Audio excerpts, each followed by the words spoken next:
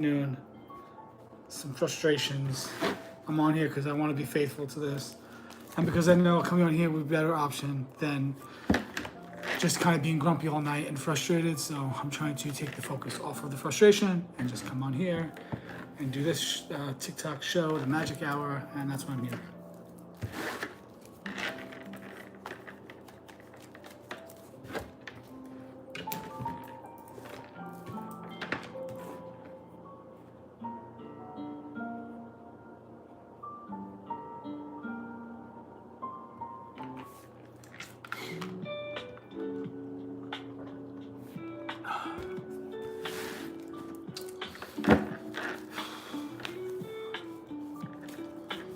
Let's just get this phone ready.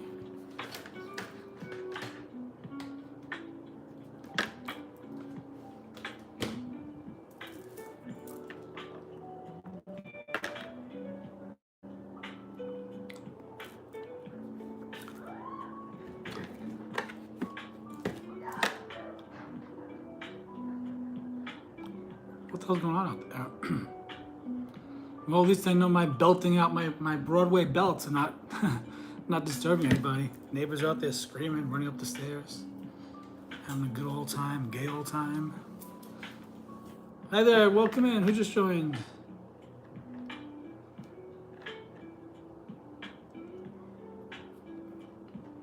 Hi there, Rabia. How are you?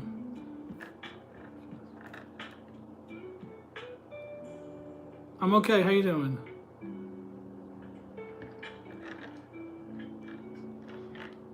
Been a good day. How about you?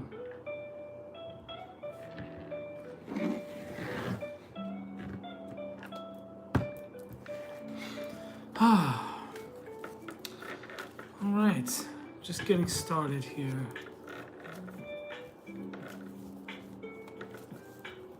Nice to meet you. What's your age and zodiac sign?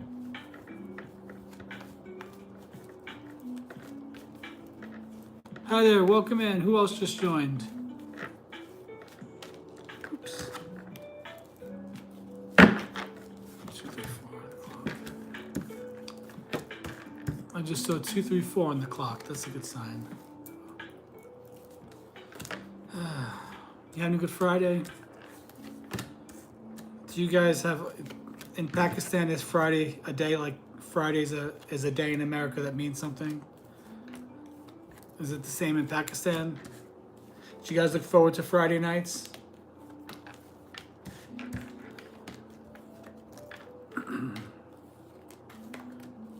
I don't know much about Pakistan.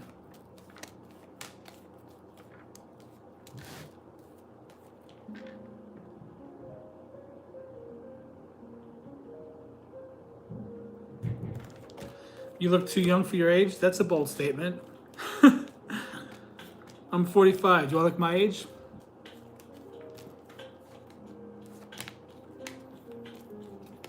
You're a Libra? I'm a Libra rising. So my natal chart shows that I'm a Libra rising. Your birthday must be coming up if it hasn't passed already.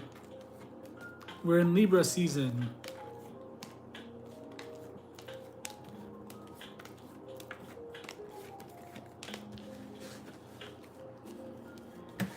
You want me to pull a card for you and give you an intuitive reading?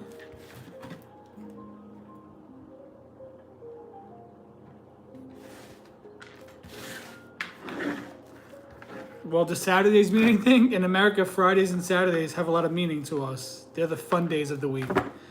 On Friday and Saturday, the fun days of the weeks in Pakistan. Hi there, welcome in. Who just joined?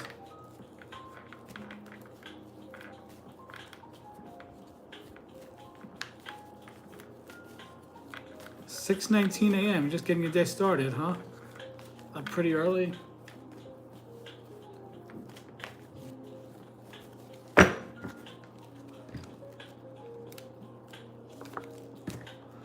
Okay, you have the Knight of Pentacles. Financially, some things are moving a little bit slow, but someone might be coming to you with an offer financially, possibly a job offer, something like that. The yellow symbolizes it's good positive energy, just a little bit slow moving. But yeah, your card is the Knight of Pentacles. Just keep working on those finances and they'll come to pass for you. Oh, you were in Amsterdam last year? Interesting.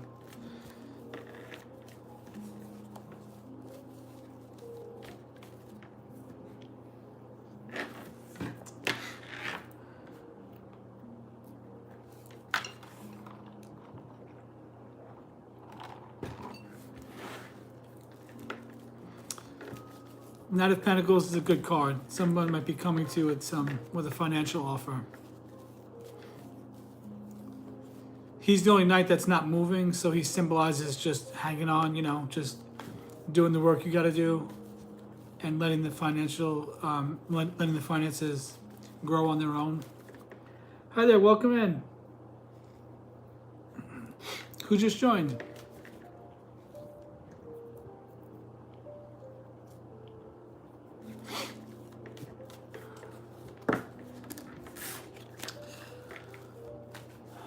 Hey Kathy, no worries. Thanks for popping in and saying hi. How are you doing today?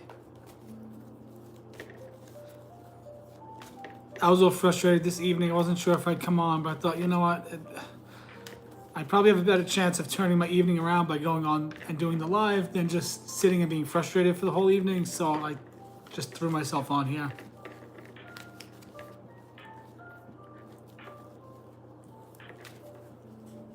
If you think he's a womanizer, he's a womanizer. But I don't do yes and no questions. I've told you that before.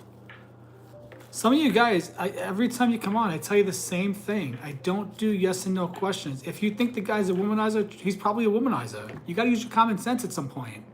You don't need a tarot reader to tell you that a guy's being a jerk to you. If you think he is, he probably is. You could do better. Move on and find somebody else.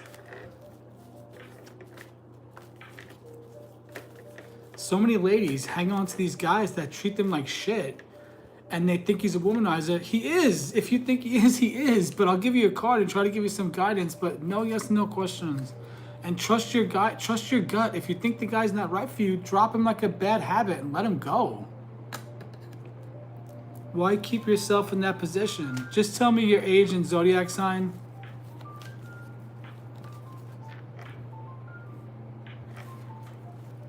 Tell me your age and zodiac sign and where you're from. And just make sure you guys are subscribed to my channel if you're not subscribed yet.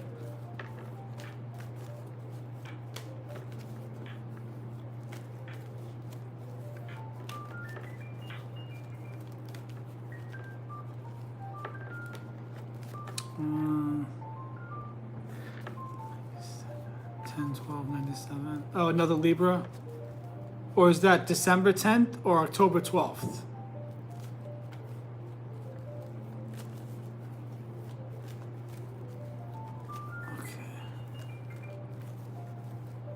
December? Okay. Yeah, we do month, day, year in America. Which makes sense to me because it's, you know, it's the month. Anyway. All right, so you're actually a Sagittarius then. Let's see. And your name is Vishali? You got the judgment card. Honestly, if it's about this relationship, you got to make the judgment call. Do you want to keep giving this person access to you, or do you want to cut them off and choose something better for yourself? You're being called to make the judgment for yourself. I'm going to be really clear with you, honestly. This card is very clear. It actually happens to be about the relationship. If you think he's a womanizer, you got to let him go and choose better for yourself. You have the intuitive guidance telling you that he's not right for you. And if you think he's a cheater, you got to make that judgment call and you got to choose that you want better for yourself. So, yeah. Exactly, like Kathy said, you don't need proof. You just, if you feel it, you're picking up on an energy. And you gotta choose better for yourself and make that judgment call. Because the guy knows you're not gonna leave, and he knows even if he cheats on you, you're still gonna be there. You gotta let him go and choose better for you. Well, I'm from New York, and I'll be honest with you. I'm in a little bit of pain. I hurt my foot. I'm in a little bit of pain, and I just see so many people that just stay with these guys that treat them like garbage and ignore them, and If the guy knows you're not going anywhere, he's going to keep dangling the carrot in front of you, and you're the one allowing it though. And yes, I can't be straightforward, I'm sorry, but I probably should dial back a little bit. My foot's hurting me. I'm in a little bit of pain and a little bit of a rough evening right before I came on here, so I'm sorry if I'm a little too forward, guys. I don't mean to be that harsh, but the reading, that card, the judgment card, is saying that you have to make that judgment call because you have to follow your heart. You know, you have to listen to your higher intuition. Oh yeah, no, that's not me. I'm not going to do that. I wouldn't feel comfortable doing that. I'm a Scorpio. Scorpios are very honest, and we're very honest and forward. By the way, hi there, anybody that just joined, welcome in. I'm just talking to Vishali about this relationship. Yeah, some people, they're just on here to make money. So if they know that you're going to give them $10, $15 to tell you that he's the love of your life and he's going to turn around and he's going to be the man of your dreams, they're going to take that money from you. But I'm not that kind of person. You know, I'm not going to do that to you. I'm not going to give you bad advice because that negative energy that's being put out by those false readers, those scam artists, that's all going to come right back on them. I'm not going to bring that negative energy back on me. Plus, I'm on here to do a good thing by you know, building a community and, you know, giving out the little 1-card reading for free.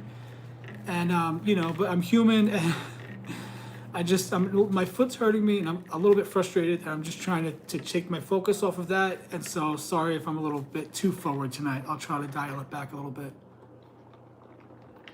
Hi there, welcome in. Who else is here with us? I know Kathy, Rabia, Vishali. Oh, Melissa, hey, welcome in, Melissa. So yeah, I am straightforward with that kind of stuff, especially with when the card is the judgment card. Does anybody else want a 1-card reading while we're sitting here chatting?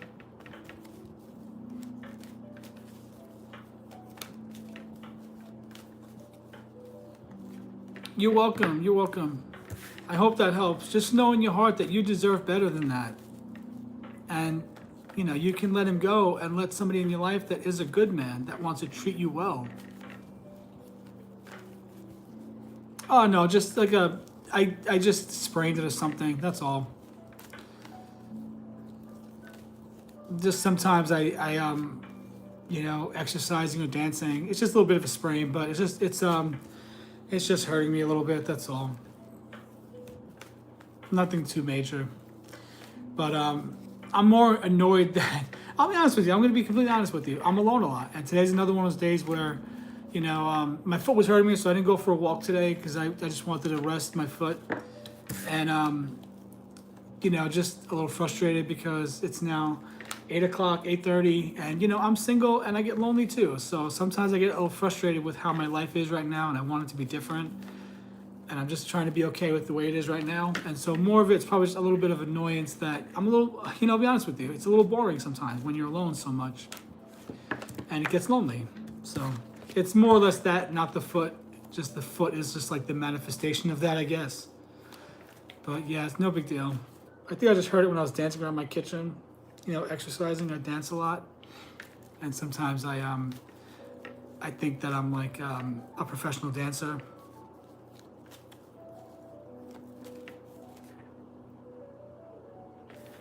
What, 45? Is that a shock that I'm 45 and single? A lot of Americans are single at this age. Nobody in America gets married young anymore.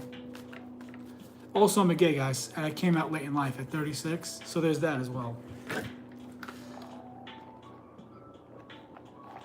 You know that saying, there's plenty of fish in the sea?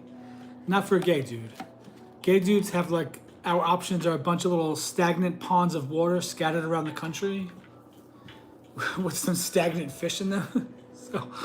So we don't have that many options.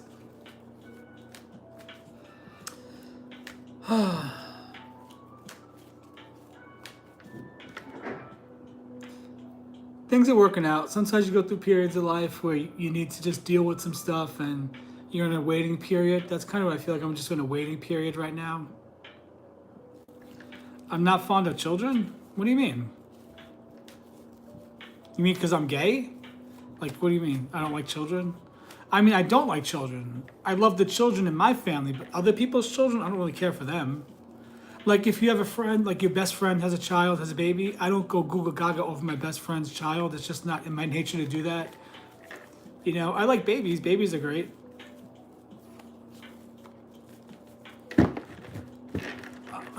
Did I pull a card for you earlier, Melissa? That might be too many cards too close. You might not get an accurate reading. I'll pull an oracle card for you, if anything, but not a tarot card. What does that mean, you're not fond of children? What the hell does that mean? Does anybody know? Rabia, what do you mean? You got to clarify that for me. Hi there, welcome in. Who just joined? Thank you guys. Anybody that's on the live tonight, can you do me a favor? Just like it real quick and show YouTube that people are hanging out with me and that I'm reaching people. Even if you've been here before, just throw a like on that live.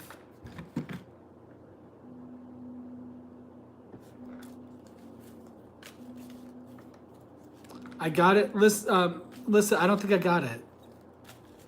No, I don't think she's being a troll. No, she's from Pakistan, different culture. I get that. Rabia, you probably grew up with a culture that very much thought that homosexuality was really, really bad because there's no procreation. Yeah, children after marriage. But yeah, I don't want children though. I used to want children when I thought I had to live as a straight guy, but that didn't work for me. I was miserable. Okay, anybody that had a reading earlier today, I'm gonna pull an oracle card for you. You don't want to do too many tarot cards back to back to back. So this is the one from Melissa. It's gracious receiving. I graciously and gratefully receive abundance and success, opening myself up to the flow of blessings and opportunities that cross my path. With an open heart, I embrace and accept the abundance that is meant for me, allowing it to enrich my journey. By the way, guys, I'm not the kind of gay guy that's going to get offended if somebody thinks that it's wrong to be gay. Everybody has their beliefs. Everybody has their cultural beliefs. Everybody has different ways that they grew up, that things that they understand. I don't care if somebody... I have siblings in my own family that think it's wrong to be gay, that I'm going to hell. So if somebody disagreeing with me, that doesn't bother me. I'm just going to keep being me and doing my thing. But I do want to talk about it. So this one's from Melissa, gracious receiving.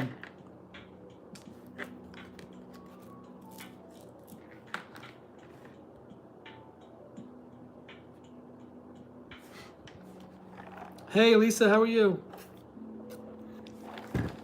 I used to want children, but then I just decided that I don't know. I don't want to adopt children. I don't want to do any of that stuff. If a child somehow comes into my life, okay, but it's just not meant for me in this lifetime. I used to think it was, but it's just not meant for me, not in this lifetime. In previous lifetimes, I've had children. When I was a woman in other lifetimes, but not in this lifetime. Oh, good. What'd you eat? I didn't eat dinner yet. I did it. Would anyone like a paid reading? Anybody that just came on the live, go ahead and like the live. And then if I pulled a card for you earlier, I'll pull an oracle card. If you weren't on earlier when I was on, I'll go ahead and pull a tarot card for you. And we'll do an intuitive reading. Ooh, Chick-fil-A, I love it. But yeah, Rabia, I'm not offended. We can talk all you want, you know. Melissa, that was your card. That was it. It was the one about receiving. I pulled an oracle card. Because I think earlier in the day, didn't I pull a tarot card for you earlier today? I was on earlier, guys. I gave it a shot going on in the afternoon. And so I was on here for a couple of hours earlier, and then I accidentally clicked out of the live, and then if you click out of the live, you can't go back into the live. So that video had a great message, like a prophetic channeled message right in the middle of it. But it was never uploading to my page because you have to end the live officially for its upload. I had to delete the whole video, guys. I had to delete the whole 2-hour video. And I did some great readings in that video. So, oh well.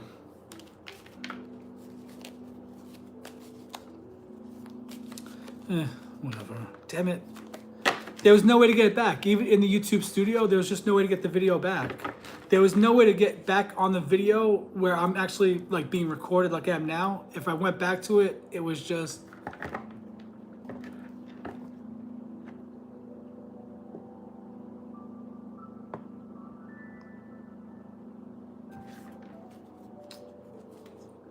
Oh boy. All right, guys, I think my negative energy before I came on here, my grumpiness, I think that brought a grumpy vibe. No one is saying anything to anyone. Kathy was just saying, she was just talking about that. Nobody's mad at anybody. I'm not offended. No one else is offended. I really want to keep this atmosphere positive for all of us. Hey there, Ashley. How are you today? So no, don't worry, Rabia, Kathy, Lissa. Nobody's offended. I'm not offended. We're all good. If anybody has a question about anything with me, of course, I'm putting myself on YouTube. Ask away. I'll answer. I'm very honest and open. But the last thing I want is for my vibration to bring negativity because I was in a bad mood before I came on here. So no hard feelings, everybody. We're all good. Hi there. Welcome in. Who just joined?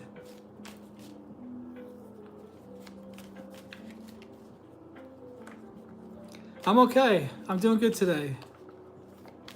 Oh, hey there, happy days. Anybody that's new to my live, go ahead and subscribe and then like the live. And I'll pull a card for you, an intuitive card read.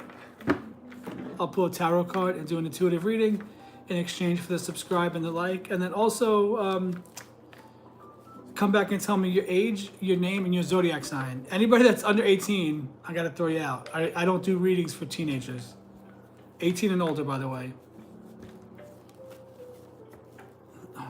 And if you see me looking down, it's because I'm reading the chat on my other phone. It's easier for me to do that than to do it on the screen here.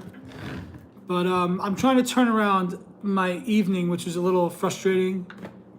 I'm trying to turn that around. I'm trying to turn that around to a positive. So I appreciate everybody that's coming on here. All of, I mean, it's amazing. You know, getting to meet somebody from Pakistan. You know, from England, from Jamaica. You know, from all over the world is pretty exciting for me. So I appreciate all of you guys coming on here and hanging out with me. Destiny, where are you from? And how old are you? You from the States? Okay. All right, after Destiny, everybody just start lining up if you want me to pull a card for you.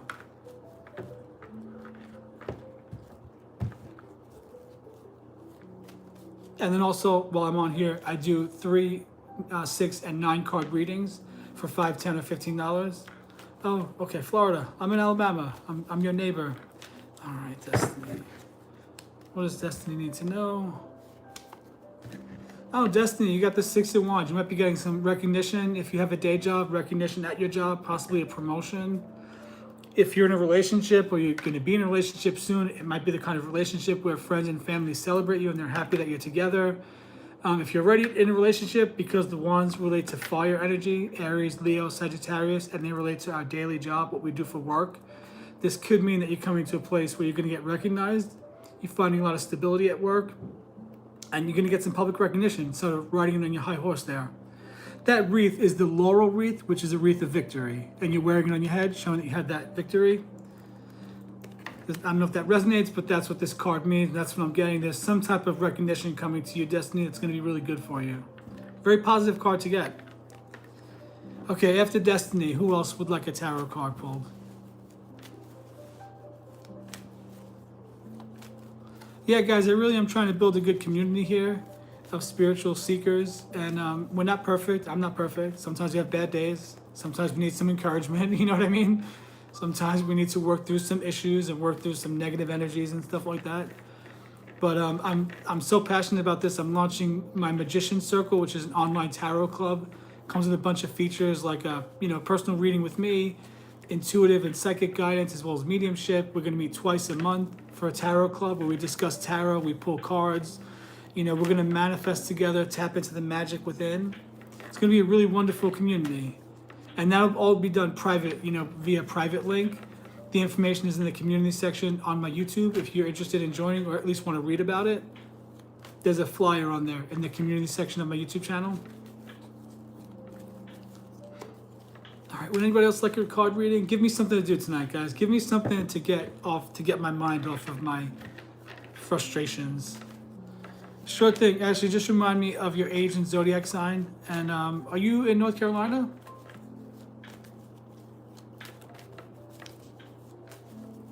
I'm thinking about moving to Wilmington, North Carolina. Thank you for the subscribe and the share. I really do appreciate that. Destiny, come back and hang out with us. I'm usually on here every night around the same time. I came on here a little bit later tonight, about 8:30. Taurus in Jersey. Okay, that's right. Oh, another Taurus. Another Tauran. Let's see. What does Ashley need to know?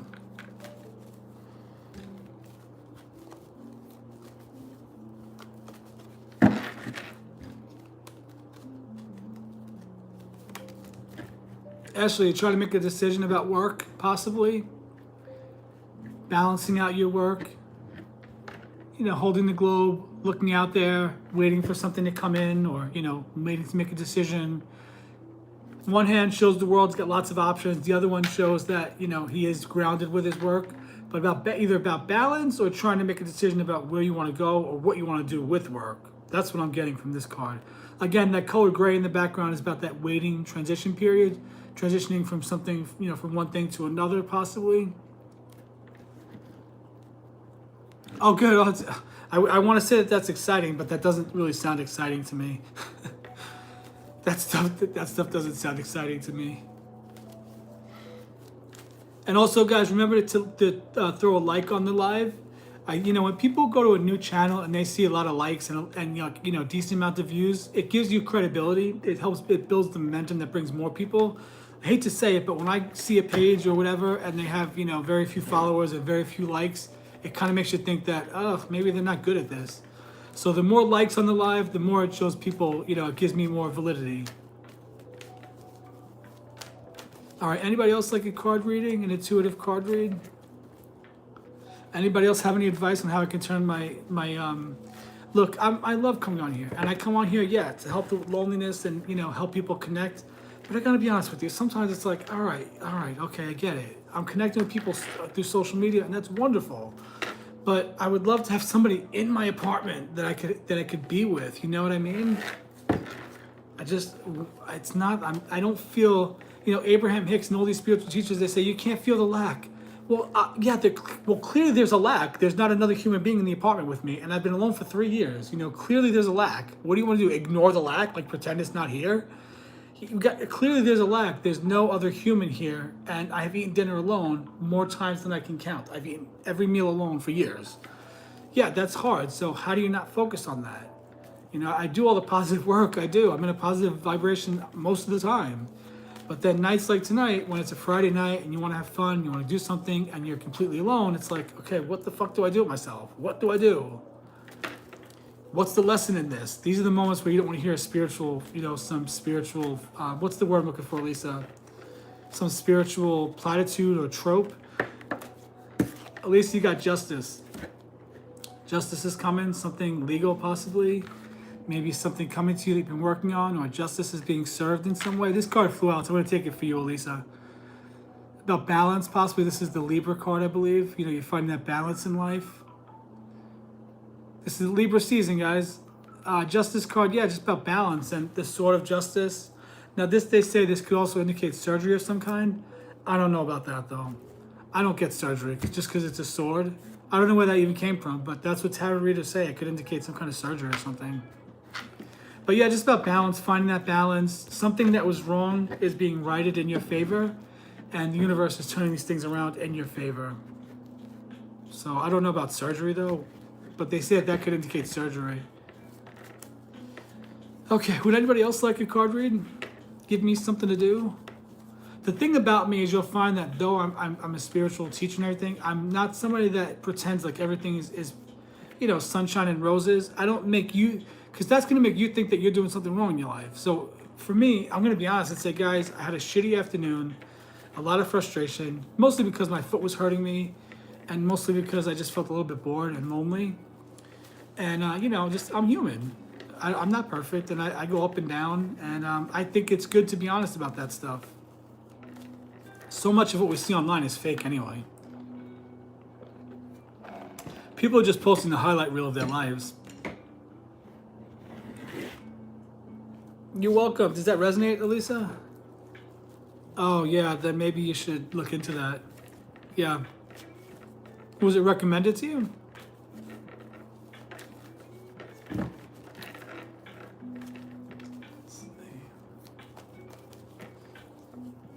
All right, who else is here? Anybody else want a card reading?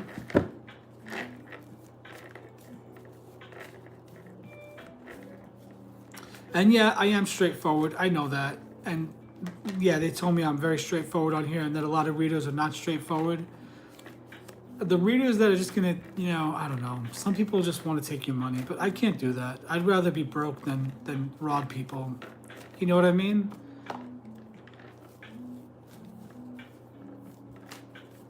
Oh, it's okay. No worries. I don't even know how... I have Apple Pay, but I have no idea how it would work. Yes, we got to figure out, okay, the pain that popped up in my feet. What's the spiritual significance of pain in the feet? You know, I feel like there's still... I feel like if you could, like, imagine... You know what? Let me do this. Let me get my little board. Maybe I should be more of a teacher. Maybe that'll get me to go viral if I start teaching more. This is what I imagine. So if you think of, like... Wait, where the fuck is that thing? Oh shit. Okay, if you imagine the human body, right? The head, the little body, arms, the little legs, right? And imagine, like, as you do energy work and you clear the energy, imagine now all that energy is clear, but in the very bottom of my soul, whatever, there's still some dark energy lingering around from past trauma, you know, bullshit, past lives maybe, stuff like that. And it's like that energy still needs to just be cleared out and washed out, you know? And so it's possible that this flare up I got in my foot, or this sprained foot or whatever, is just some kind of negative energy that I need to clear out. I don't know. What do you guys think about that? They say that the body doesn't get sick. It's the soul that has that. The soul, you know, the energy of the soul is off balance. Oh, my phone number? Oh, wait. Is that how you do it with Apple Pay? Don't worry about it. It's okay. I don't mind giving out my phone number, though. What's someone going to do? Hack me or something? I hope not. So that's like, you know, I feel like it's just like the remnants. Like, I've done so much work, and there's just remnants that are still there that pop up. But does anybody want to look up the spiritual significance of pain in the feet? What that could mean? Both of my phones are occupied.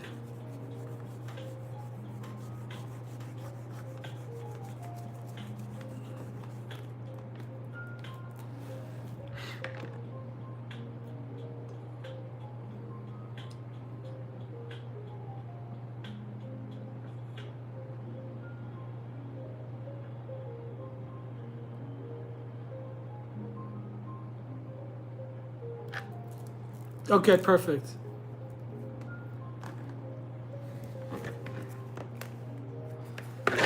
Yeah, the traumas are stored in the body. I don't know, guys. I don't know how to get over this thing. Sometimes the loneliness just comes out of nowhere. It hits me like a ton of bricks, and I just get pissy and I just get annoyed. You know? I'm also very picky too, but that's because nobody's resonated with me but Travis. But that asshole. Forgive me for saying that about my ex. Oh, whenever, I'll put it in the chat.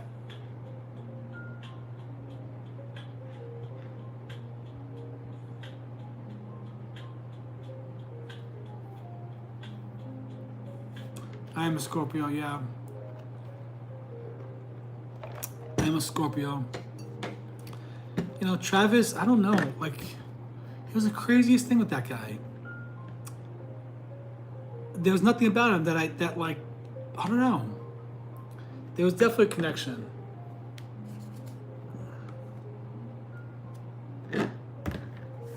I'm excited about life, but I just wish some things would start. You know, I just think that some things I wish that they would change already. Let's move on to somewhere else. Let's get somewhere different here. You know, let's move on. Ooh, 7-7. Moments like this, I want to order insomnia cookies. I haven't ordered insomnia cookies in a while, though. I don't want to go back to that. Hey, Kate, how are you? Oh, your dad's name is Joseph? Joseph means let God add. And then my middle name, Matthew, means a gift of God.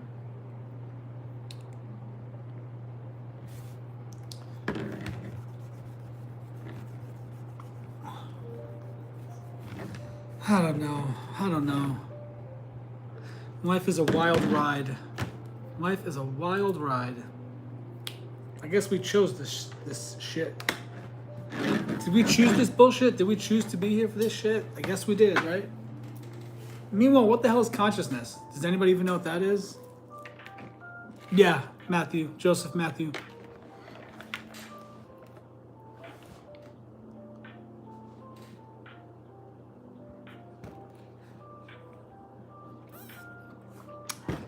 thought my name was so exotic when I was born. Okay. My mom's sisters, they're, oh, where did you come up with that name? My oldest brother swears he named me. It made my mom so mad before she died.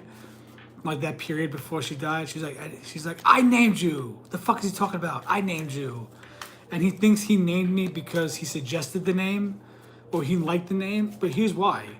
Because one of my cousins, when they were living next door to us, had a boyfriend named Joseph that my brother, who was a closeted teenager, had a crush on. He thinks he named me? No, Anthony, mommy named me. You didn't. Actually, I named me. In the other dimensions, I picked my name. So none of you named, I named me. I planned out this whole fucking life that I'm living. Can I go back? Can I go to the other dimension and smack my soul around a little bit and say, what the fuck are you thinking with this? Let's get going here. Do something else. Oh. You guys ever get frustrated thinking, did I really pick this bullshit? Did I really pick this shit? Did I? Come on now.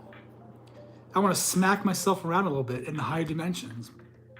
Does anybody else yell at their guide?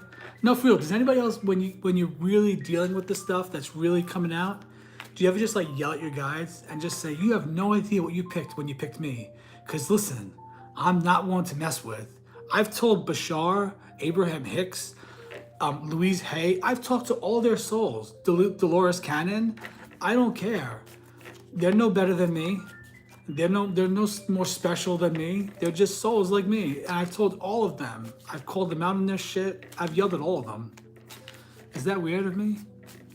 I just figure, like, what do we do? Send me to hell? We don't believe in hell these days, right? We believe that we all just keep going on in this galactic game, right? So why can't I be honest and say, listen, you know, I've yelled at my guide before, for real. I call him Mark, which stands for Multidimensional Archaic Resonance Creators. Ask me where that came from. In a time of meditation, that popped in my mind. Are you really? Yeah, I stopped eating the gummies a few weeks ago. I needed to get back to my dreams. I was sleeping too heavy. I wasn't remembering any of my dreams. The second I stopped those gummies, my dream life kicked in like you would not believe.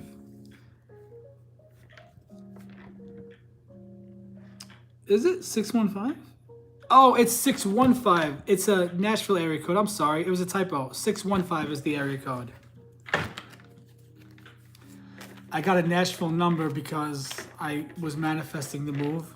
Haven't made it there yet, but I got a Nashville number. Franklin, Tennessee is my dream, actually. Yeah, the gummies really helped and all that, but it was like hindering my dream life. I wasn't dreaming anymore. Or I was dreaming, but I wasn't remembering my dreams. And, you know, I don't know. I just needed to clear my head for a little bit and just get off those gummies. They helped me for a time, but I just felt like I needed to move on from them for a while. I don't know. I don't drink or anything. I don't drink or smoke or anything like that.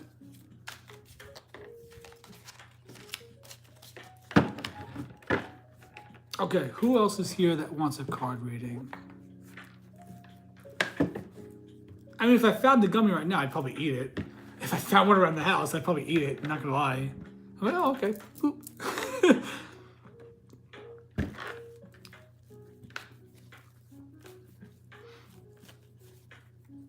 One time I tried a candy bar with mushrooms in it. Oh boy, never again. Never again will I do that. No. I did not like that.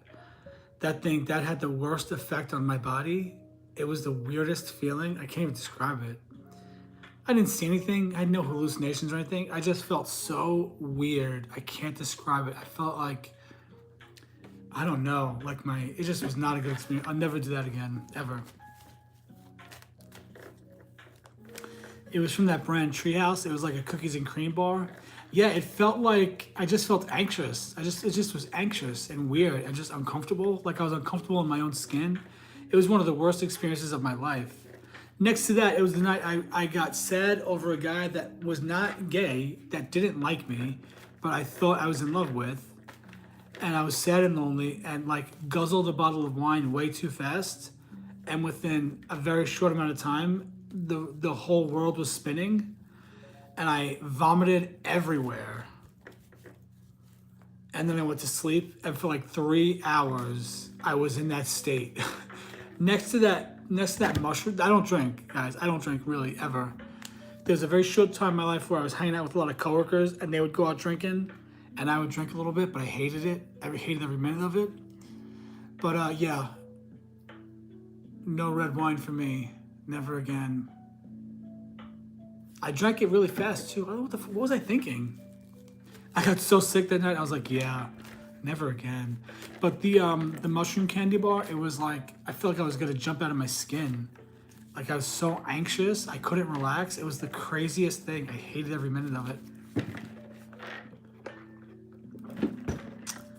All right, so who else wants a card reading? I'm not on any substances now. The most I ever did though was eat the gummies, and usually just a couple of gummies at night. That's all I did. That was the worst I ever did. Was the gummies. Yeah, I did. I downed wine. That should show you that I'm not a drinker. I downed wine. What the hell was I thinking? Imagine those people that they used to do the thing in the backside with the wine. Do you remember when that was a trend? It was on TLC. They were doing wine enemas. What the hell is that about?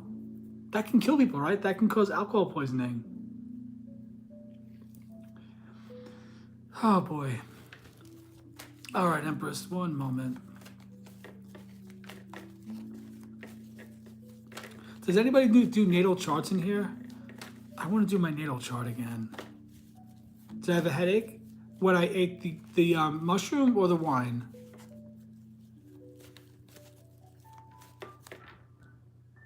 Oh, wait, no, let me see if the payment came through. Hang on 1 second, Ashley. I don't think so. No, I don't think so. I don't see, oh wait, it's Apple Pay? Hang on 1 second. I thought I updated that. I would get the notification, right, on my phone? I so rarely use Apple Pay.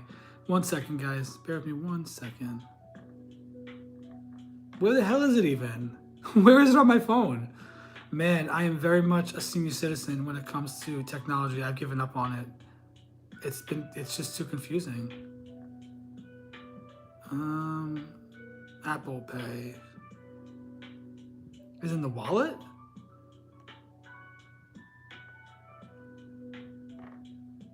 Oh, I don't know. I'm sorry. I don't see anything. Let's see.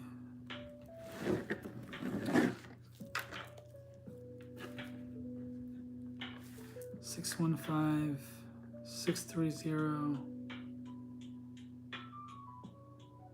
Oh, I see it. It's pending. I see it. I have to actually accept it. Got it.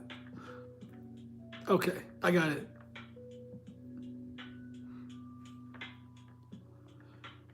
Okay.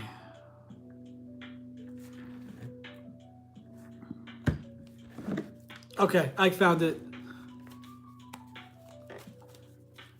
Okay, let me...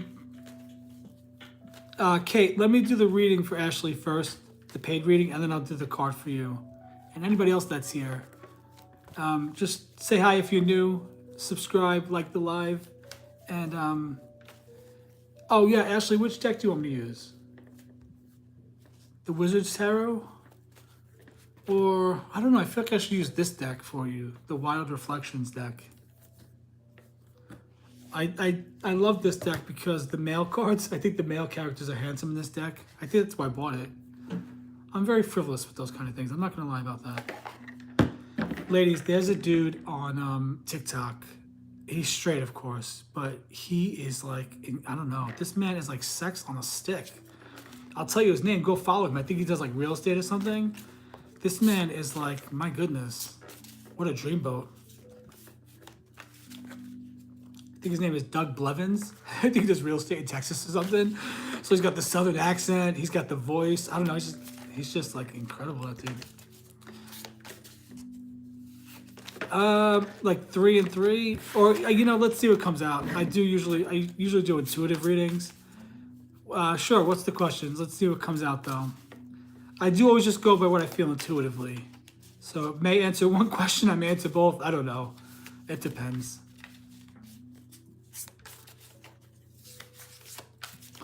I'll wait for your questions while I do a quick shuffle.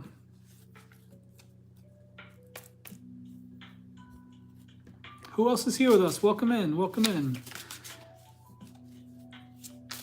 While I wait for your questions, Ashley, I'm gonna go ahead and pull a card for Kate then. I don't want Kate to just, sit around waiting. Kate is Empress of Tarot, everyone. Empress of Tarot, her name is Kate. Sarah, Elisa, she goes by Elisa. She's from my TikTok group over there. Okay, I got the question now. Just letting everybody know everyone's first names. Okay, let's hope Bruno comes in tonight. Your best friend, Elisa. You and Bruno really hit it off, huh? Let's see. Okay, well, Dante. Okay, we're gonna go with the question, what does Ashley need to know about her relationship with Dante? How about we phrase it like that? Yeah, he's a good guy. I hope he comes back. Haven't seen him in a while.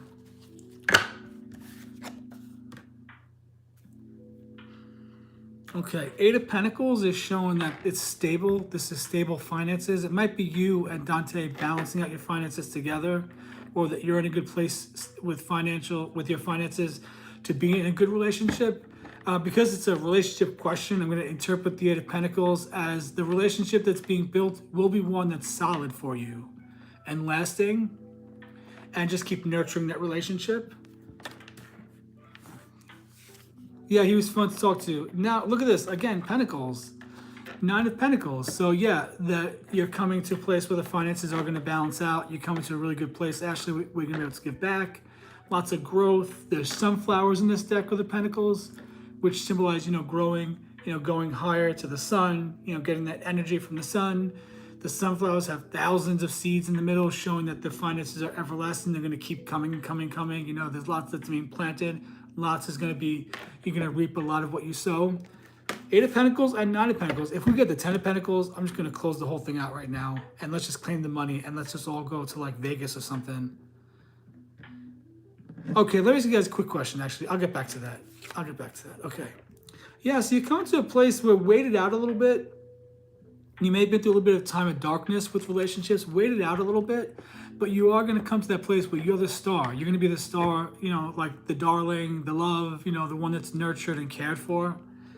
And you're going to be that star in the relationship. So like a beacon guiding people, like a beacon maybe even for Dante. Like you're his North Star.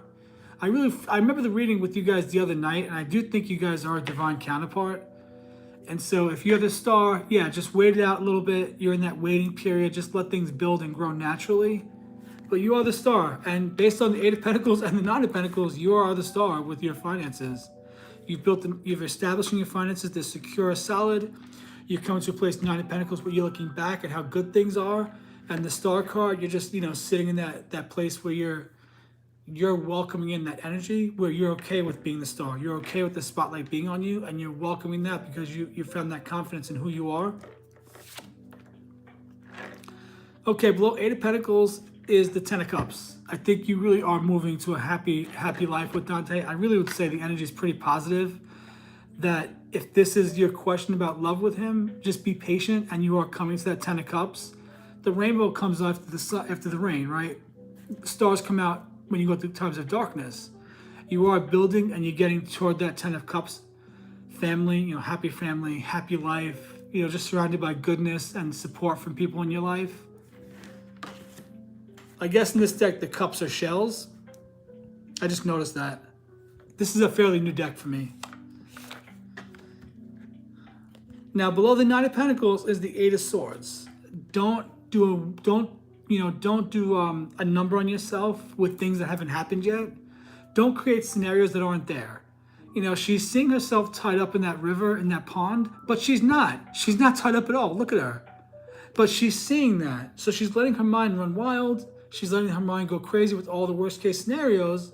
And she's seeing that she's bound, and she's creating a scenario where she feels like she has no options right now and she's kind of stuck, but she's really not stuck. She's got those arrows on her back. She can shoot those arrows anywhere she wants, anytime she wants.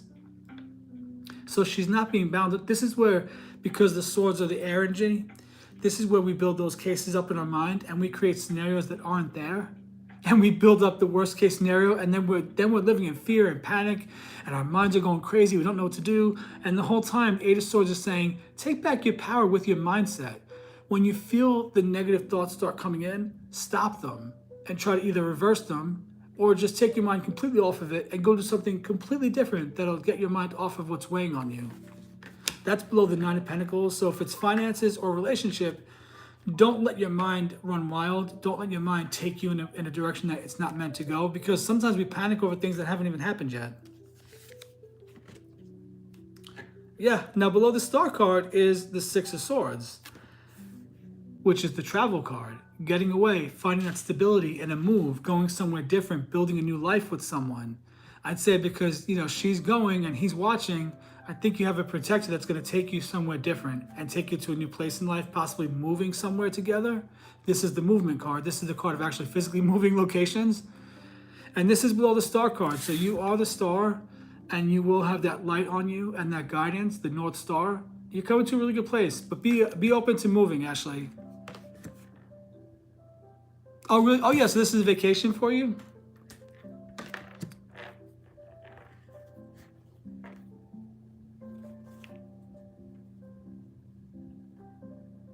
Oh, well, okay, yeah. So it looks like this is all going to work out for you then. These are very positive cards. None of them are negative. I guess the Eight of Swords is a little negative, but the Eight of Swords is negative, but in a sense, it's really not, because you have the power to change your mindset at any time.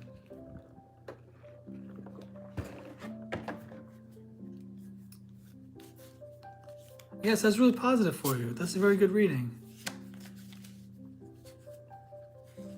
Finances are there. The cups are there. The swords are there. And you're the star. Major Arcana. You're coming to a star moment. The spotlight's going to be on you. All your hard work is going to pay off.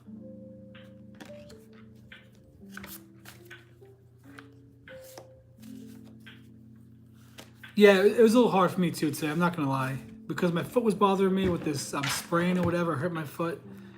And I've been icing it, but it's been bothering me. And I've just been frustrated about that. I just, it's hard. It's hard. Sometimes I don't know what to do. I'm going to be honest with you. I don't know what to do when in the practical, physical sense, I'm physically alone. I have not talked to anybody face to face today at all. And I haven't in probably all week. I haven't really talked to anybody face to face.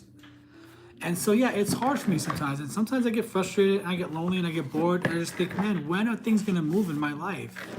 When am I going to meet somebody? It's not that I feel desperate. It's not that I feel like I'm lacking anything in life. I just feel like I'm 45.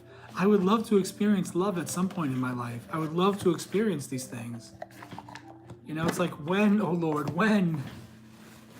All right, let me get a card for Kate now. Give me 1 second. Who else is here with us? We have Ashley, Lissa, Kate, Elisa. Anybody that's new, just go ahead and subscribe first and like the live, and then I'll pull an intuitive card for you.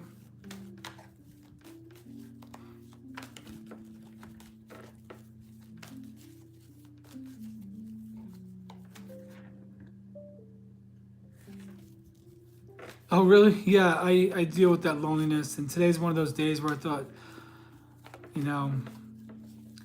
I'm being more wise with my finances, so I'm not going to, spend money on Uber, which is like $30 just for one meal. So I'm trying to be wise. I'm trying to figure out things, but you didn't know I was 45? Oh, no, I'm actually almost 46. November 10th, I'll be 46. Yeah, I know. I've been there too. I've definitely been there too, because it's not that you're lonely for just people. You're lonely for companionship. There's a difference there, I've definitely experienced that. I know my natal birth chart shows I have to deal with the loneliness, and I have been dealing with it. But this is one of those days where I was just a little bit frustrated and just a little bit bored. And it's like, man, I'd love to go to the movies, go out to dinner, just get out of this house and be with somebody. I know it'll happen. I know it'll happen. Okay, let me get a card for Kate if she's still here.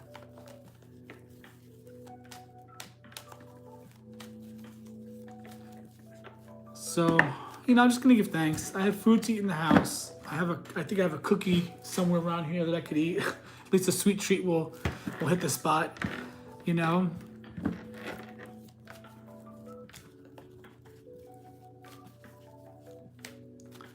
By the way, Kate, they do say that Scorpios, we are the ones that definitely do turn to things like gummies and whatnot. The Scorpio, the water signs, especially the Scorpio, definitely does turn to things like alcohol and food. And so it's just the Scorpio. That's who we are. We feel too much, and those things help us to not feel so much. It's I think being born as a Scorpio is a blessing and a curse because you're so open to the spirit world. You're so open to energy. You're so wide open to your heart being broken because we love big, we feel everything so big that sometimes, yeah, life is a little rough. And you know what? Eating a gummy at night helps you to just kind of relax and not take life too seriously. Because Scorpios also, I think, tend to be very serious people because our card in the tarot is the death card. We're used to going to the depths of humanity and rising back up. And sometimes it's hard to do that. It's very hard to be so emotional all the time. Okay, let me get a card for Kate, guys. I need to shut up. I'm just rambling here.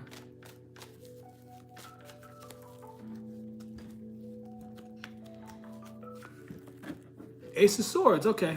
A new beginning. Kate, you have something, I guess something, maybe you're going to get some new creative inspiration with your business, something like that. Some new beginning, the crown showing that it's coming from your higher self. Your thoughts are on the higher realms. The gray color, keeps saying gray is about waiting in a transition. So, but you do have something new coming, Kate. Some new inspiration, some new ideas. Ace of Swords, I love that. I love creative new beginnings. Maybe you need to do some research about something in your life that you're thinking about to start a new beginning. But I like the aces. Aces are good for new beginnings, new things coming in. Yeah, the Scorpio life, it could be serious because you don't understand why you feel everything so deeply. Sometimes, guys, when I weep at night, I feel like I'm weeping for the world. Like I'm weeping for humanity. I cry tears sometimes, and it's like these tears of humanity. They're not even for me. They're just for humans in general. Lisa, did I get a card for you yet?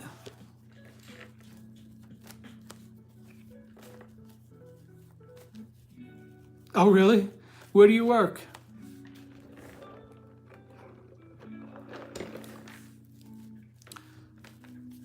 I'm also, I'm so grateful for my apartment, but, today it's like, I'll pull an oracle card for you if you want, at least. Just get your little oracle message. I'm grateful for my apartment, but, man, I'm ready to move up and move out and move somewhere where I have, somewhere that I can go outside, things like that. I hate to sound like I'm complaining because I really don't. I'm really not. I'm just ready for some things to change. I'm ready, to just move on and do something different. I want to have a yard. You manage a Sonic drive-in? My ex used to work at Sonic. The Sonics here, they're so bad. They're so badly run. I could go for some Sonic right now, actually. I'm not even lying about that. I could go for some Sonic. If anybody's got a message for me, anybody that's spiritual, that does tarot, whatnot, I'm all ears. Give me a message, please. If the universe has something for you to tell me, give me the message. I'm open. I'll listen. Tell me what you got.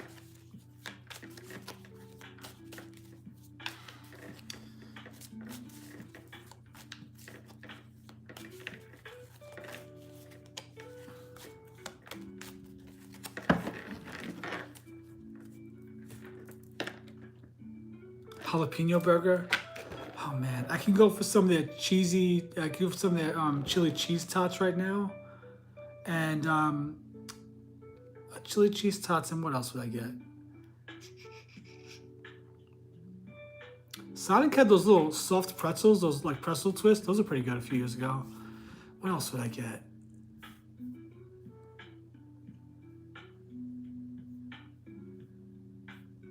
Oh, let me tell you guys my dream. Did you guys watch the video I posted earlier today? Anybody that's been on here with me before knows that I have this recurring theme. By the way, it is recurring, not reoccurring. The proper word is recurring.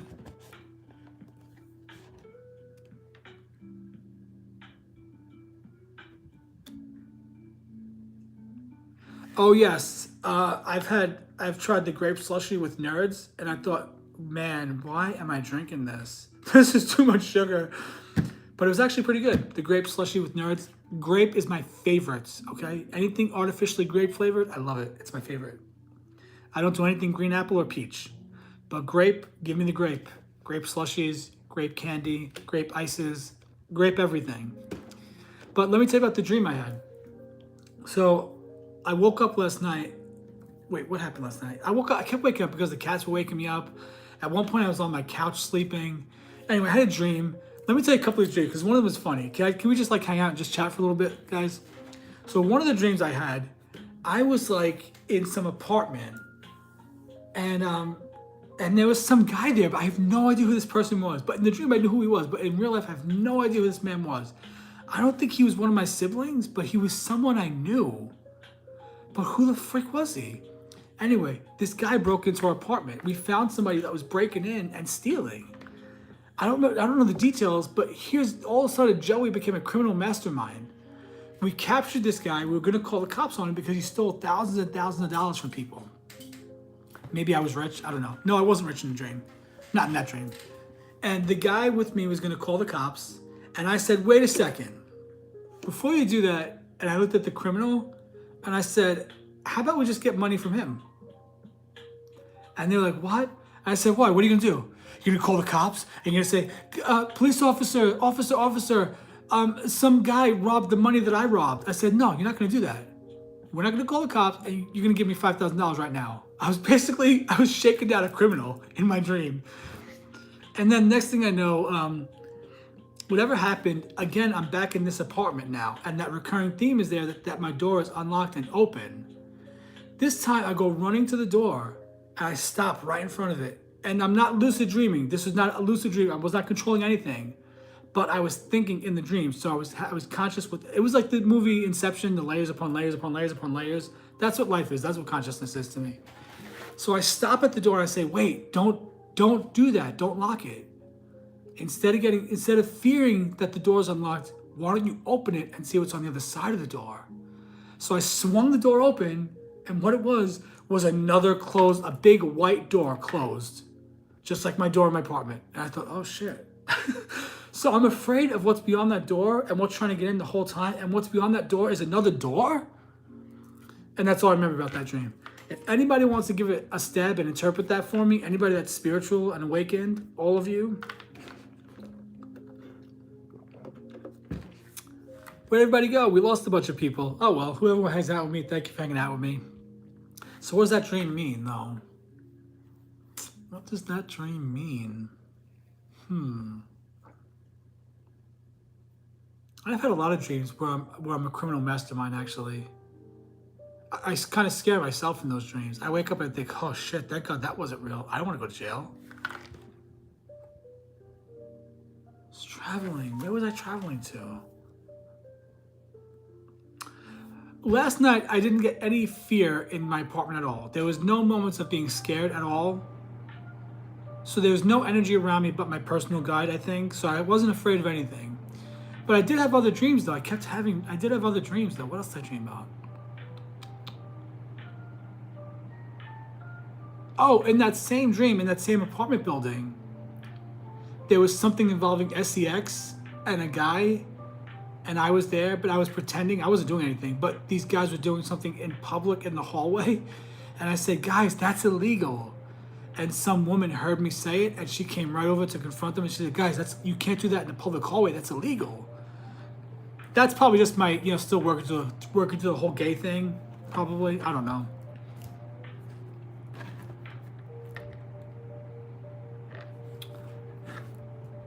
Well, as soon as I saw the door, my consciousness I switched to something else completely. After that, after seeing the door, I just said, what the fuck? What the fuck does that mean? And I just switched consciousness. I just went somewhere else. I have no idea what that means. You know what I mean? I got okay. I don't know. That was a weird one.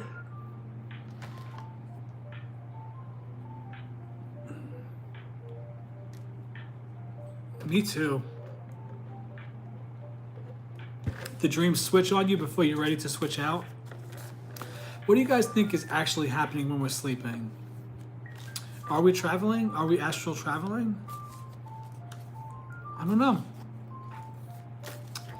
There were times I definitely felt like I wasn't.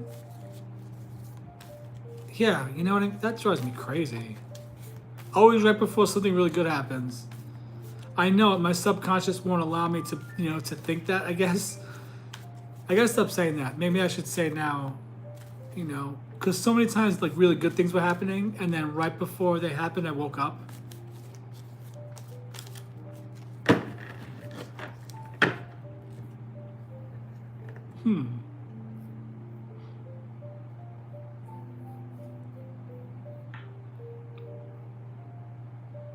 What are some of the dreams I've had?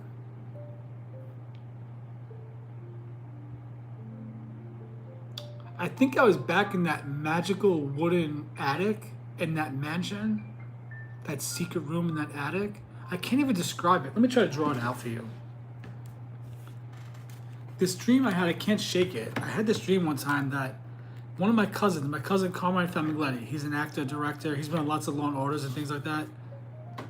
We were going up we must have been in a really big, really beautiful house, and we were going up this really long staircase to like a secret attic. And when we walked in, it was almost like the set of a movie. It was so elaborate, but beautifully, like the woodworking and everything.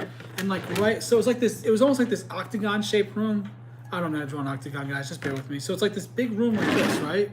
And it was made out of wood. Like everything was wood and beautiful, like big luxurious furniture, leather, like wood. But right in the middle of this room was like this wooden structure, some kind of wooden structure in the center of the room, almost like, I don't know if we sat on it, if it was like a chair, but there was some wooden structure right in the middle of the room. I guess it went up. I don't know what this room is, this beautiful wooden room that I'm in. I don't know what it is. What could it possibly, it was like an attic, but it was like, how do I explain it? It's like, you know what attics are known for, like secret things, hidden treasures, hideaway places. It was a huge, elaborate, beautiful room, just a fun place to hang out. Yeah, kind of like a tower or something. Something in the middle that we could sit on, or like, but the room was like an octagon. And I was thinking, what is this room? And this is so cool. I want to hang out here all the time. I think I keep going back to that room because it keeps coming to my mind.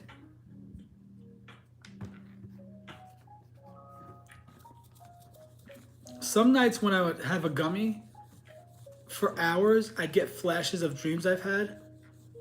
Just like flashes of dreams I've had over the years. They just keep coming back to me. What could that room be, though?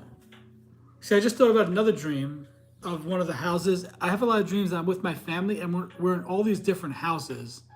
And a lot of them are beautiful homes, like luxurious homes. And this one dream I had, there was like a porch area in the house, like a screened-in porch, like a big long porch, and that was where we were hanging out there, laughing, joking, having fun.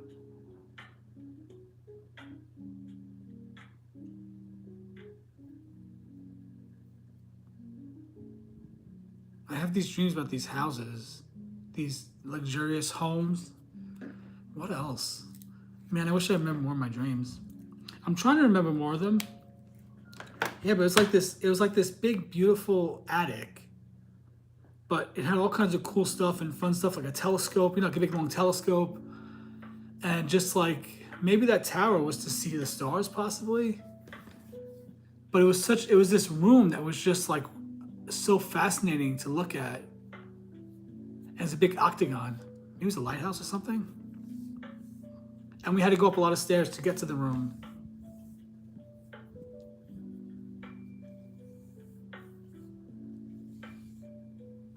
I had a dream one time in the 90s. I think I told you guys this dream already. I was crossing the street, right in front of the apartment where we lived. I was crossing the street with my niece Katrina, who was young at the time. I think she was like 10 or 11. She's 30-something now. And all of a sudden, an 18-wheel truck comes down the street. Now, this is a residential street, and 18-wheeler trucks usually didn't come down this street. And all of a sudden, like, I'm crossing the street with Katrina, but I made a mistake, and now she's gonna get hit by this truck. And I say to myself in the dream, oh my God, I just got my niece killed.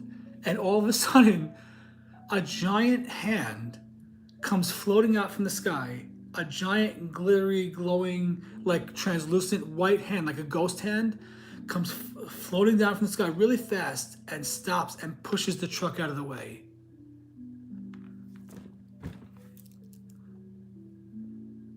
I've had a lot of dreams about Katrina like that. I had a dream that she was sick one time and throwing up.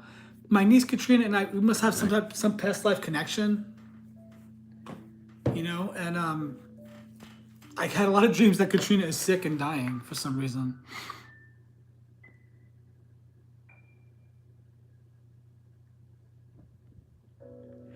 It's interesting. Who else is with us? If anybody else is with us, did I give you a card reading yet? If I missed you, just let me know. Maybe I'll pull an oracle card for you.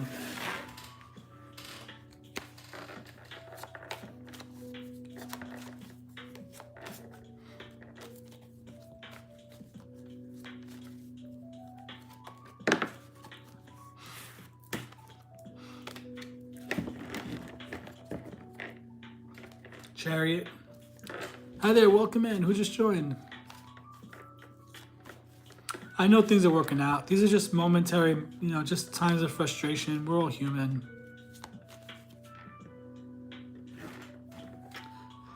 Well, I don't know. See, I think in the dream, it was more or less, it was like one of those rooms that has some type of like couch structure. It almost was like a round wooden piece of furniture, but it was built into the room and there was like a cushion around it. I think that's what it was. Maybe it was a tower, I don't know, but it was something in the middle of the room that we could like sit on, and there was all cool stuff around the room, like, you know, couches. It was like a big giant hangout room, like, you know, carpets on the floor, couches, but it was huge because it was in a mansion. And so I just think that's like, I just kept wanting to go back to that room because it was so cool. It was so much fun to be in that room.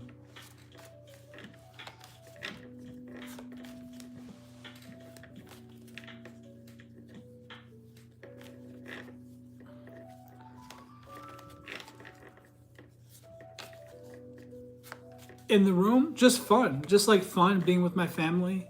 It was just the wonder of a child, like, whoa, this is the coolest room. I guess because I in my waking life, I aspired to have a mansion and have a cool room like that, you know, a cool hangout room like that, whether in the basement, like my dream house, 4330 North Chapel Road in Franklin, Tennessee. I probably shouldn't give that address out, but it's on YouTube. That house has a basement with a bowling alley, you know, a bedroom, a spare bedroom, a bowling alley, a gym, a little wine area, a little bar area. You know, it's got all that stuff. So I always wanted a room like that, like a cool room. I always thought, you know, attics were cool. You know, turning an attic into a fun hangout room, because like the wood in the room was like wood. It wasn't like concrete walls or anything, or, you know, sheetrock walls. The whole room was wooden. And it was like beautiful and elaborate and artistic. And I think it was my cousin Carmine leading me there. My cousin Carmine Famigletti, who was an actor director. He's been on a bunch of TV shows, Law and Order, stuff like that. And he did a movie with actually Philip Seymour Hoffman. It's called God's Pocket. And he got to do a scene with Hoffman. He was the butcher, my cousin. Yeah, he was like showing me this room, but I think my other brothers were there. It was like we were cousins. Like we were gonna go to the attic to hang out and have fun while all the family was downstairs. Visitations? What do you mean? Visitations by who?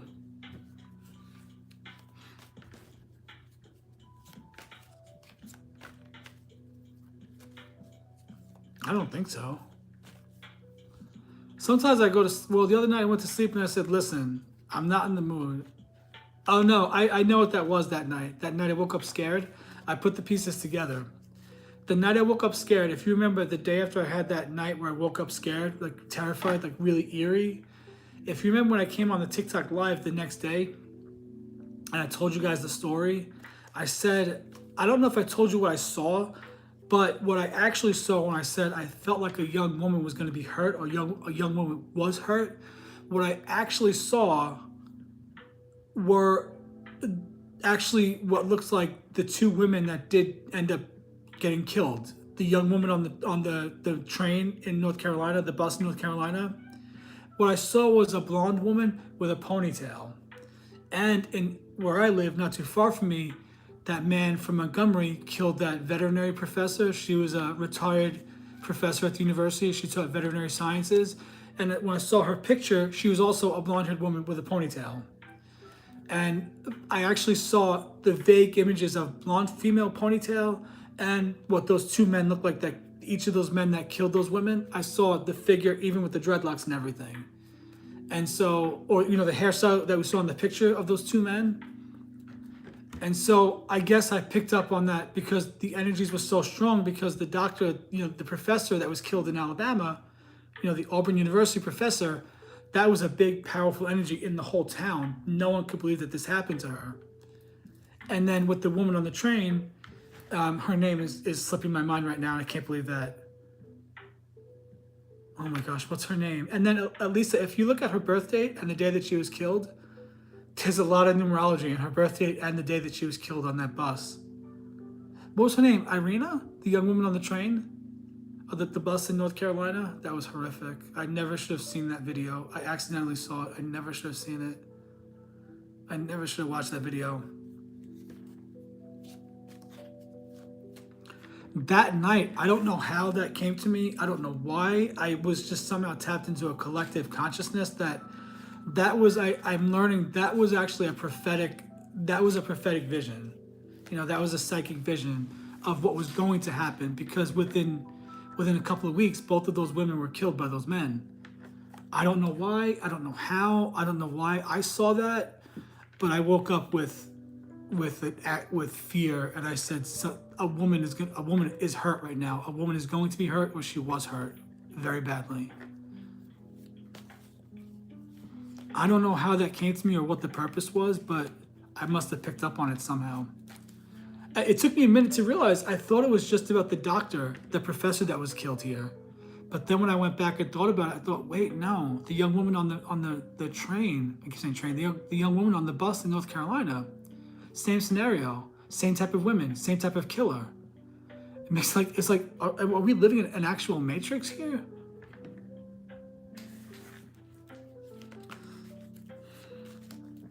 Yeah, and that actually started because I don't know about you, but something in my dreams that really creep me out are sounds. When I hear sounds in my dream, I wake up from those sounds.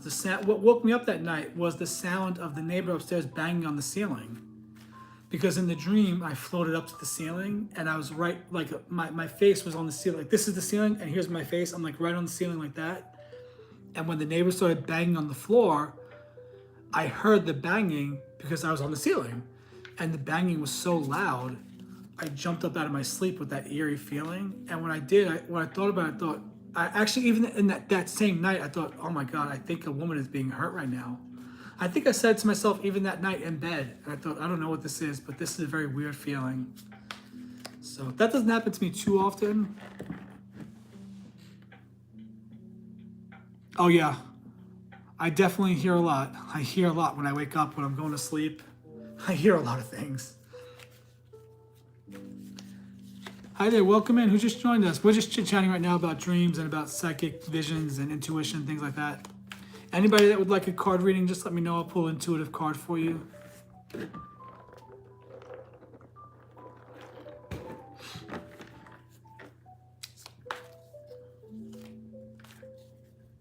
Clapping. One time when my couch was over here, I fell asleep on the couch, and I think I had my couch like right over here up against this little counter here. And so the couch is actually in the middle of the room. I think I had Teddy already. I think Teddy was in my life already. So Teddy was with me on the couch. But I woke up actually from dozing off. And as I woke up from dozing off, I'm telling you, my cousin Loretta was right here in the living room. But behind me was some type of lion or some type of dog, a huge dog. But here's the thing. I didn't see it as if I was looking at it like in front of me. I saw it as if I was just observing the whole thing.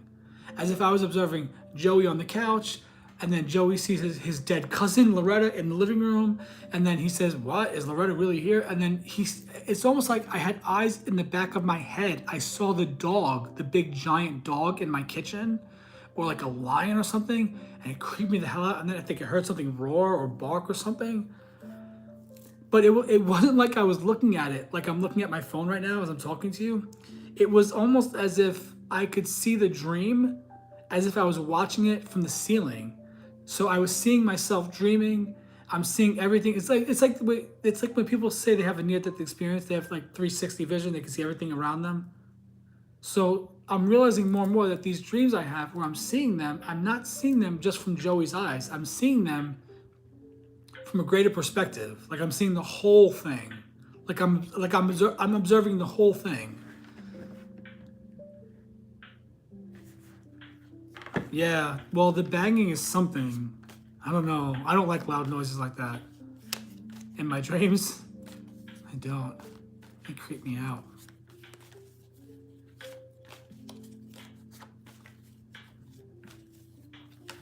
Who else is here with us? Welcome in. Excuse me, guys. Sorry. Meanwhile, I took a nap a few hours ago. I don't even know why I'm yawning. I took a nap a few hours ago on the couch. I was icing my foot and I took a nap.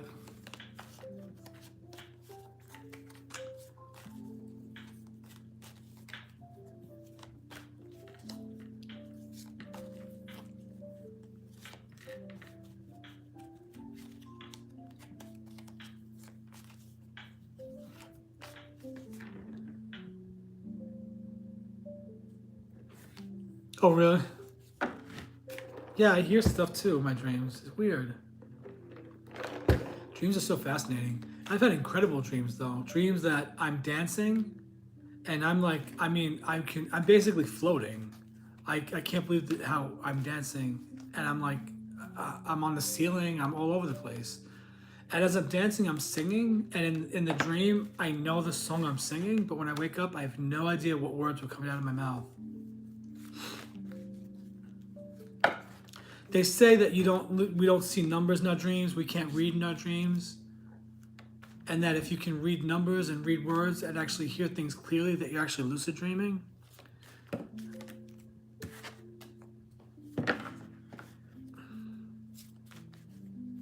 What are some of the dreams I've had? I feel like I have like a repertoire of dreams. I have a portfolio of dreams, and I'm trying to sort through them. I love talking about dreams. There's a neuroscientist, I think that's what he is. A neurologist, maybe? He was on one of Lewis Howes' episodes. Lewis Howes, that spiritual teacher. This neurologist was on, and he's fascinated by the dream life, by a dream world. And he actually did a study, and he showed that so our brain waves while we're awake, they look like this. You know, this up and down. Our brain waves are the up and down stuff like that. But when he did a study of the brain waves of sleep, this is what he found.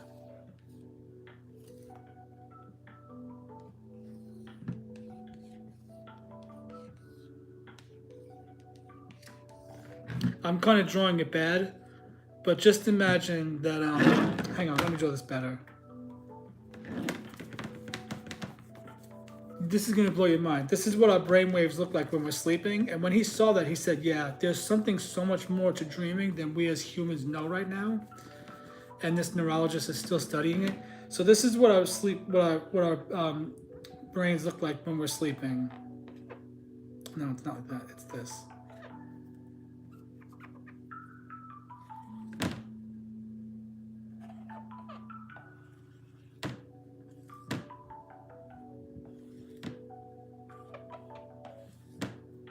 It's like all these it's all these up and down and very sharp angled. So, you know, the brainwave is up, it's across, it's down, and then the next one is down, and then the next one is up and down. Our brainwaves while we sleep look like skyscrapers. Our brainwaves while we're awake look like this. Tell me that's not wild. I gotta show you guys the episode and tell you to look it up. Lewis Howes, look up the neurologist that studies sleep pattern. Imagine our brainwaves are up, across, down. He's like, there's something definitely going on while we're sleeping. I think it's that the energy that our souls carry is so strong that in the 3D world, the human body just can't handle it. It's just too much. Because think about sleep, guys. Every one of us agrees that I think I'm going to go to sleep tonight in my apartment. I'm going to be absolutely helpless to anything around me. You know, anybody could come in, kill me, slash my throat, whatever. But I'm going to trust the world. I'm going to go to sleep by myself in this apartment, and I'm going to wake up the next day. Think about it. All of us as a collective unit, bink, we go to sleep, bink, we wake up. What are we, robots? All right, bedtime, bink. And we all just trust that we're going to wake up the next morning and that we're going to be okay. Now, sure, there's times when people are hurt while they're sleeping and things happen. But by and large, you know, we just go to sleep, wake up, go to sleep, wake up. But what could this pattern mean? The sharpness of the up and the cross and down. And he showed the pattern. It was so sharp. It's like, and then this is our way, when we're awake, it's up and down. So what's actually happening when we sleep? I think the energy of the soul is so strong and so powerful, the human body just can't keep up with it, and the human body has to rest. It has to recharge because the energies are so strong. Guys, I'm being stared at by a fat cat right now, but I want you to ask me, when was the last time Teddy ate? It was not that long ago. Teddy, I need you to cut it out, Booby. You're too freaking fat. No, I don't want a fat cat. You're going to be unhealthy, and when you're fat, that means you're going to die earlier, and no. You're going to be with me for 20 years, and you're already down almost 3 of them. It breaks my heart. My baby's almost 3. My fat cat loves me. Yeah, so sleep is interesting. The patterns of our brainwaves when we sleep, it's interesting. Oh, here comes the other cat. My little baby girl. Hi, Stormy. Hi, Stormy girl. You guys ate enough today. I'll feed you in a little while. You guys are okay. You're not starving. You ever look at a cat laying on their side? Tell me a cat laying on its side is not shaped like a fat rectangle, like a round rectangle. Cows too. Cows are round rectangles. What is a cow? A cow is a round rectangle. A rounded edge rectangle. Who designed that animal? Imagine I was the one that designed cows. Imagine that was my soul assignment. Design something that people could eat. And I come up with a cow. I'm like, here, God. I'm like, here, source. How about this? It's like, wait, here's the cow. What would you draw? Oh, here's the basic shape of this animal.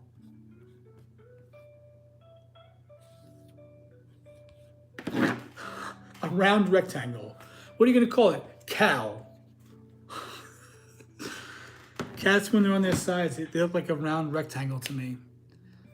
It's true, though. You guys know it's true. Cows are fat rectangles, too. Like here's the shape of a cow. A round rectangle. Who else is here with us? Is it just me, Elisa, and Lissa?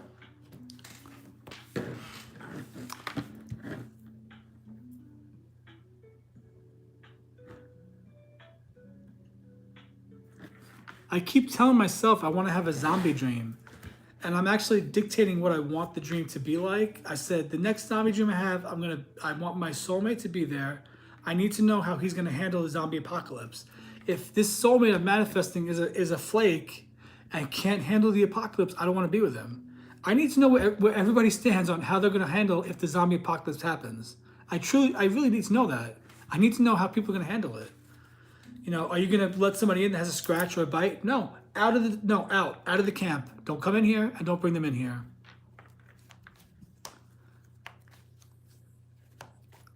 They're so cute, right? When they're like round and they look like this shape, like a half moon. By the way, guys, it's the most beautiful crescent moon outside. I will say that. I stepped outside for a minute and saw some dude walking his dog. I know he's gay too because he looked at me. I could tell. But I thought, I'm not trying to meet somebody right now at 8 o'clock at night in the dark with no shoes on, and I'm in a grumpy mood. But the crescent moon was so beautiful. It was almost like a deep yellow. And I saw it through the trees, so like a Halloween vibe.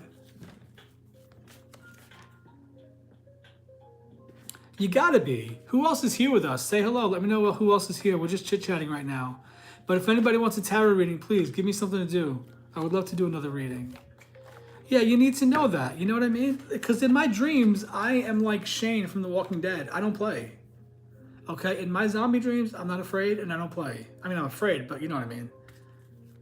I still think it's so funny that one time I think it was a nap I was taking, or maybe it was my regular sleep. I don't know, my regular nighttime sleep.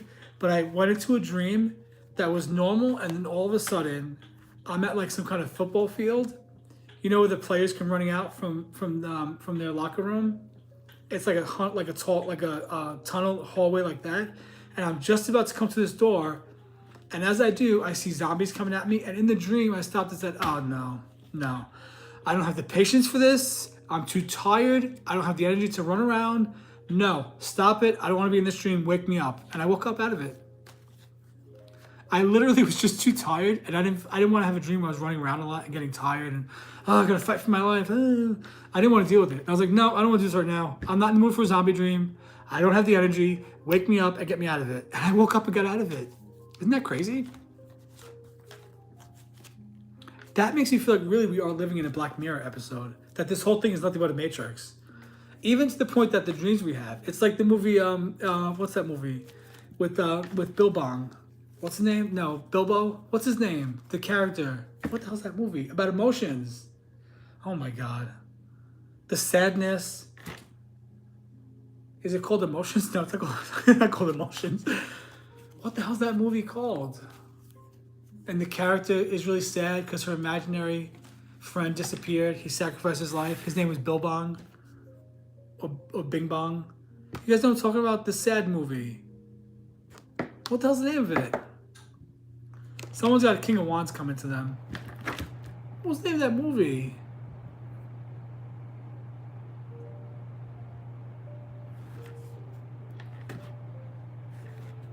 About the emotions and the little girl. There's a sadness emotion. There's an anger emotion.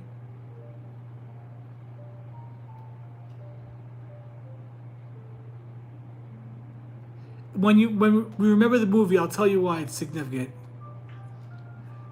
She's traveling. She's a young girl, and the whole movie is about her emotions and her memories.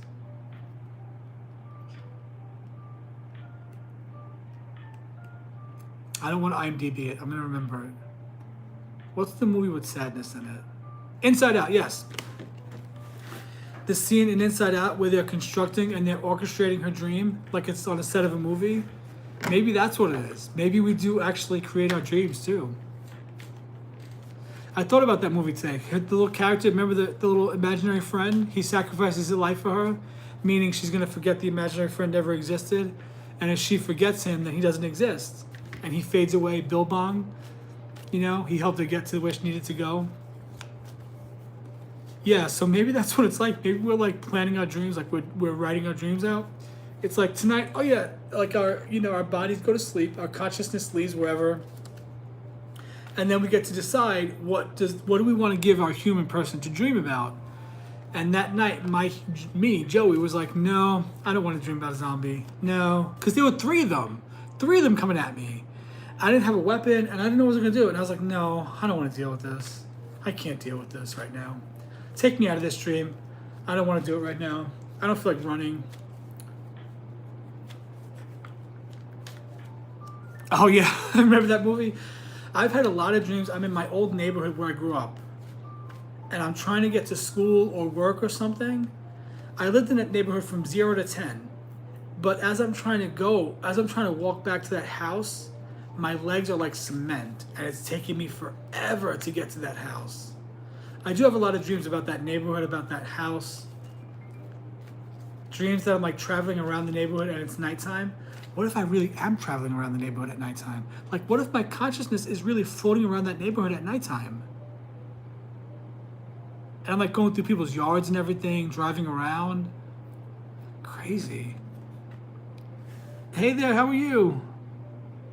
Natsy8888. I love the 888. Are you new to my live? Welcome in. My brother doesn't believe me, but I did have a dream one time before I moved back to Alabama. Hey, Kelly. You're not the only one. A bunch of us had a rough day, rough afternoon. Hi there. If you're new, go ahead and subscribe to my channel first. Give the live a like, and then I'll give you an intuitive card reading. Even exchange of energy. Subscribe and follow the page, and then I'll pull a card for you.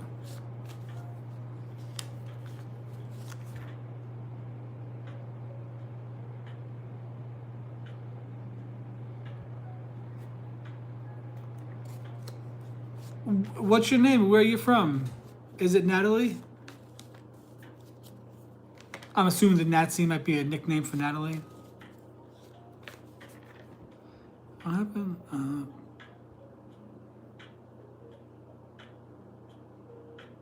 No, you didn't go off. It's harassment. You gotta defend yourself. Oh, Natalie from New York. Hey there, Natalie. I used to have a next door neighbor named Natalie. Her sister's name was Vanessa. Imagine you're that Natalie. That's interesting. Hang in there, Kelly. All right, Natalie, just go to do me a favor. Subscribe to my channel, like the live, and then I'll pull a card for you. Do you have a sister named Vanessa? You said hopefully not. Why? If you have just one sibling and her name is Vanessa, then you're the Natalie I know. There's a lot of Natalies in New York, though. I grew up in Queens.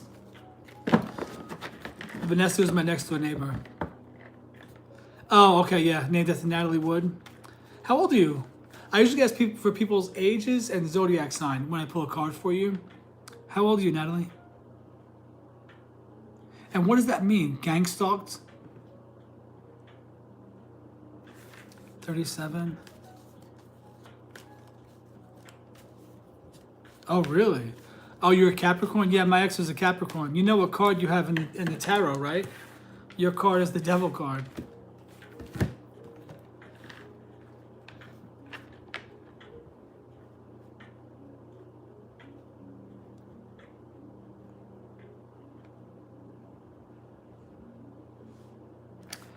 I don't know if there's a delay with YouTube, but sometimes people subscribe and I see a notification right away. And then sometimes people tell me they subscribed and they never did.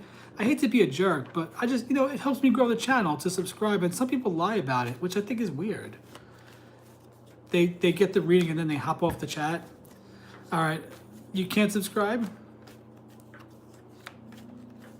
Oh, I'm sorry. I do require the subscription. No, I'm sorry. I hate to be a jerk like that, but why can't you subscribe?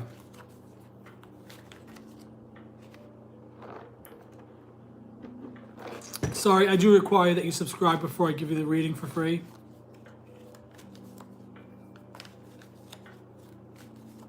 Okay.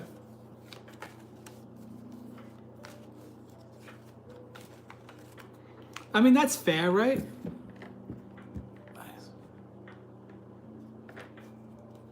Oh, yeah, I just mean the free subscription, not a paid subscription, just like you follow my channel, that's all. All right, Kelly, you want to pull a card for you, Kelly? Okay. All right, 1 second, Natalie. Hang on, guys, 1 second.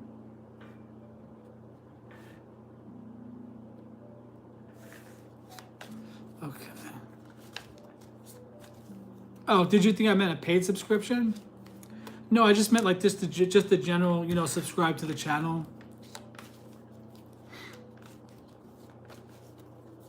Okay, I'm gonna pull a card from the Wizard's Tarot.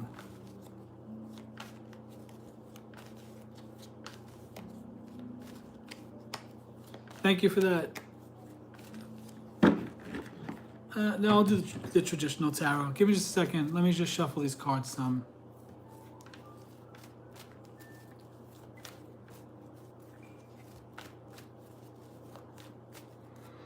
I think there's a delay on YouTube. There's a delay on the views. There's a delay on, notifications, possibly. I'll just trust everybody.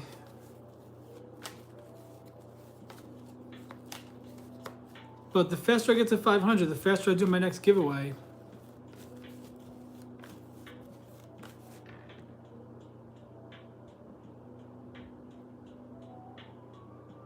Oh. All right, let's see. So Kelly, you have the Two of Pentacles, trying to make a decision, possibly, figuring things out. trying to balance your finances. Don't be worried about that ship getting closer to you. Because this card is a lot of blue, it means just symbolizes following your intuition with your finances, with your job, even with work. Yeah, you're always balancing things out.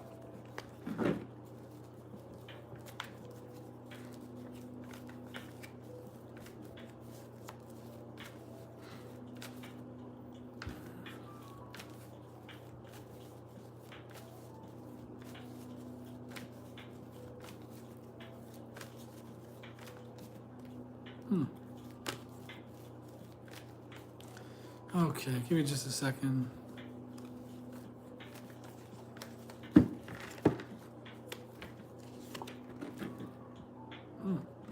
Oh, Natalie, you got the Nine of Pentacles. Doing good financially, coming to some money, maybe a promotion at work, something like that. Something you've been investing in, working on, is going to bring some finances to you. She's got 6 there that are growing, and she's got 3 that she's able to give away. She's being generous. Oh, good, new job. Yeah, so you're in a good place, good positive place. The color yellow is very positive. You're gonna come to a 9 of Pentacles, as close to 10 of Pentacles, which is the final step in the in mastering wealth. So you're on your way. You're almost there. Good positive card for you. Thank you for the subscribes, everybody, the likes and all that. The subscribes, I really want to get the YouTube channel growing, because once I reach 500 subscribers, I'm able to open up a lot of features on YouTube that I don't have access to right now. And, I'm throwing myself into this, giving back, building a community. And, all that stuff helps. The donations, actually paid readings. I do paid readings, 3, 6, and 9 cards for just $5, $10, or $15, very reasonably priced. Those are my prices when I come on live. And ask Elisa, who's been with me for a couple of months now that I've been coming on here. I'm very good at this. I'm very highly intuitive. I'm a Scorpio. I'm like a lie detector test. I'm like a human lie detector. If ever I know someone's lying to me or getting over on me, I know they're getting over on me, and I just allow it to happen. No one can ever really get over on me, because I know it before it happens. If they think they're getting over on me, I let them think that. Because then I control everything. Then I'm the puppet master. Yeah, Scorpios can be a little bit manipulative. Oh, my ex was a Capricorn. He didn't get the last laugh with me. Capricorns can be mean. Very, very mean. Brooding, mean. Capricorns will take on a lot of work and then yell that people, and then complain that people aren't helping them. But then when people try to help them, they don't want help. And then they just get mad that nobody's helping them, but they take on all the work on their own. But the thing is, if a Capricorn would let people help them and not feel like they have to do everything for everybody, the Capricorn would be a lot happier. No, my ex he wasn't honest. He was just a jerk. He was an alcoholic. He had a lot of issues.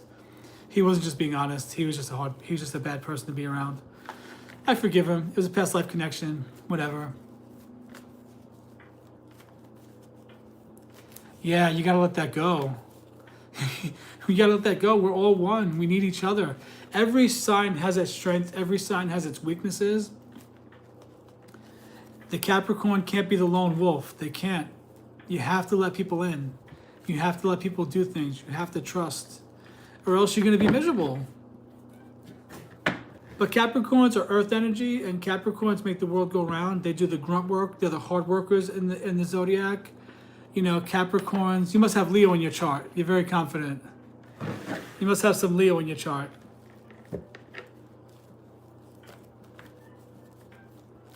But Capricorns they're good. They're very hard workers. They make the world go round. They do all the grunt work. They keep things running, but they have problems with letting go of control. And if they can let go of that control and let people in, it's like I have a sister-in-law. She's a wonderful person. But she complains about her family not doing anything. But then when they try to do something, she gets mad at them for doing it. And then she gets mad at them for not helping. And do you want me to help or not help?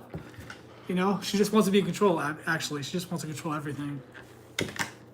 But nobody is just one thing. Everybody has multiple placements in their natal birth chart. You have your rising sign, you have your moon sign. I'm a Scorpio sun, a Leo moon, and I'm a Libra rising. So Scorpio is very deep and intuitive. You can't get over on me. The Leo likes to be in the spotlight and get attention, and I'm very gregarious. And the Libra is a social butterfly that has problem with balance and making decisions. Yeah. Capricorns are interesting. They're very interesting people. It's an earth sign. So earth signs don't deal with things like air. I think earth signs have issues with air because they think people that are air signs are flaky and flighty.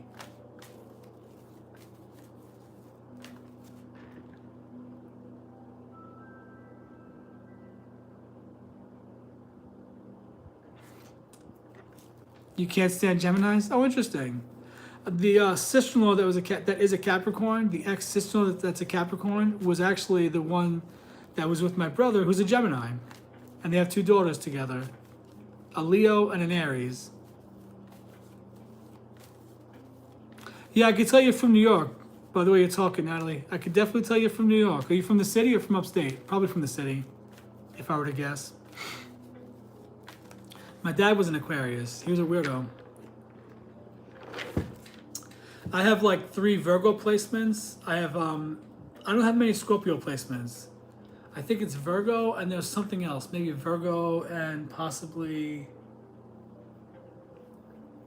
I have to look at my paper with my chart. I don't know what it is. Upstate? What part of upstate? Last place I lived was in Rock Hill, in the Catskills. Yeah, Aquarians are weird.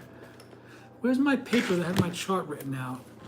I don't know if I did my chart right or wrong, but the way I did my chart, it made sense to me. No, it's not this. Where's that paper?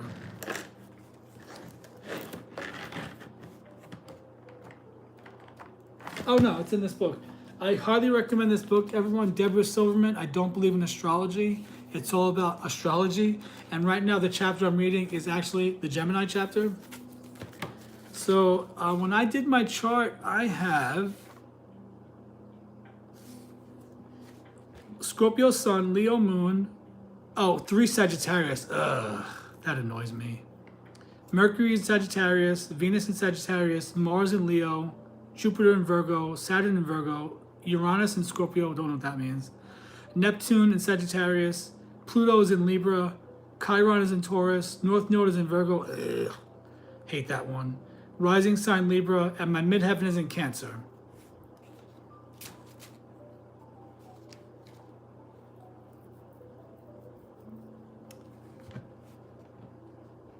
A Sag. I find, in my experience, the Sagittarians that I've known, they've been kind of boring people.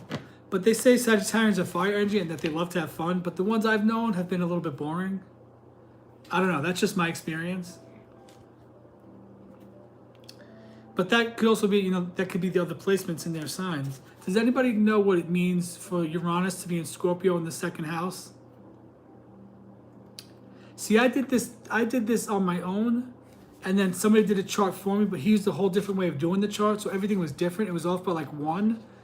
And I was like, oh, this is confusing me, because when I did this chart, it made sense to me.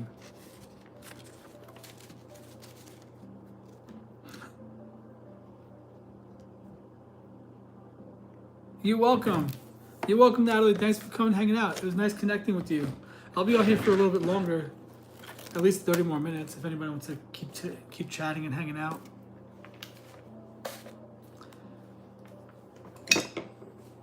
Actually, Scorpios and Capricorns get along well. The sister-in-law that I just mentioned, the overbearing Capricorn, she's married to a Scorpio, an 11-12 Scorpio. Her husband, Neil, oddly enough, that's the same name as my brother, Neil. So she married another Neil. All right, who else is here? Who else is here? I probably should have ordered food or something. Because now when I get off, I want a fun, tasty treat. Let's not be honest. When I'm lonely, food definitely helps. I don't go crazy, but you're an oddball. Are you an Aquarius too? I forgot your sign.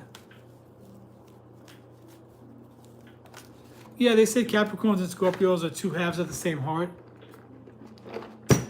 I saw a reel of a medium saying if somebody like an ex is popping into your dreams, then they're really thinking about you a lot. I think Travis is regretting losing me. It's so stupid that that's the one person I had to, that's the one human I had a connection with so far. The one human I had a deep, deep connection with. Ugh, it makes me so mad. Fucking Travis. Sick of it.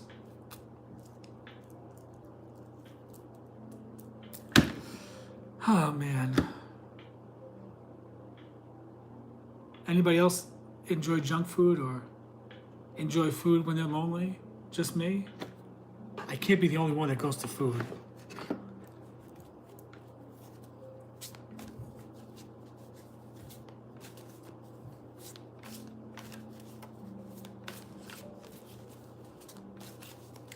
Lisa, have you thought about the cover for the book yet? No pressure. I just figured you're an artist and I'd at least ask you because, you know, the Bible says you have not because you ask not. So why not just say, hey, is this something you'd be interested in? Imagine you read the book and you're like, I can't put my art on that book. It's trash. No, my book is not trash. It's a nice little story. It's a nice story. It's a good story. You want to read some of it to you? Is that, yeah, look at that, guys. 11's on the clock, on the timer here. You are an Aquarius, I knew it. You're an air sign. So you're flaky, and your head's always in the clouds. Oh, my book is titled Here I Am, Here You Are. It's like a lighthearted romance novel, like a love story, in the vein of Nicholas Sparks. Nothing gratuitous, nothing dirty, nothing raunchy. You know, at the time I wrote it, I was still very much living the Christian life, or trying to. And it's just a nice love story. It's actually based on a real friend of mine who, I was at her wedding. Her wedding was great. And just a few years later, all of a sudden, one day, her husband came to her and just said, I'm not in love with you anymore. I don't know if I ever was in love with you. And I met someone. And from that, I wrote this story. Here I am, here you are is actually a Hawaiian love phrase. Here I am, here you are. I feel very drawn to Hawaii. But the book is actually going to be published. A friend of mine has a small publishing company. It's called New Plains Press. He's going to publish the book. And if he believes in it, that's a good sign. I hear lots of commotion outside.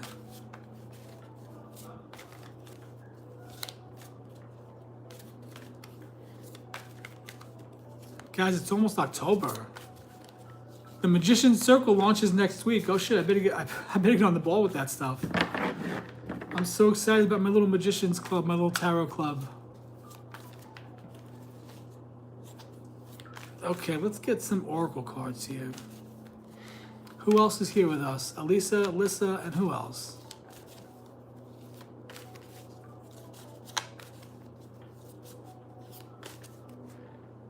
Me too. I can't believe it either.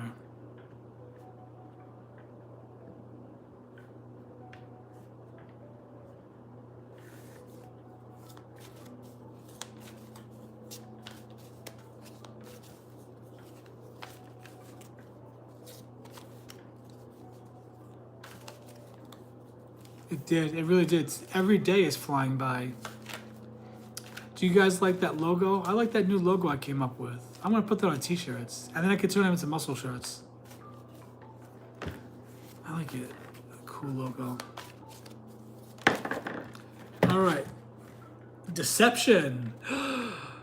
You're not seeing the entire picture of a person or situation. It may be purposeful. What? It may be purposefully. Oh, it may be purposefully withheld from you. Or you may be choosing to look the other way or betray yourself in some way. It's time to gain clarity. Someone's got some deception in their life. I know this ain't me because I pick up on it right away. Although the card does say that you're allowing it. Either you're not seeing the entire picture or it's purposely being withheld from you. Or you might be choosing to look the other way. To betray yourself in some way. It's time to gain some clarity. Who's deceiving us here? Where's the deception coming from?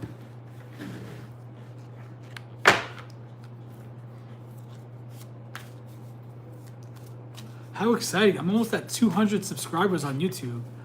Isn't that crazy? When I started, I had I think I had 10 subscribers when I started, maybe 25, because I started putting videos out last year, towards the end of last year, but then I stopped to take a break to see what I wanted to do with it. And yeah, 182 subscribers. It should actually be 185, but we're gonna ignore that for now.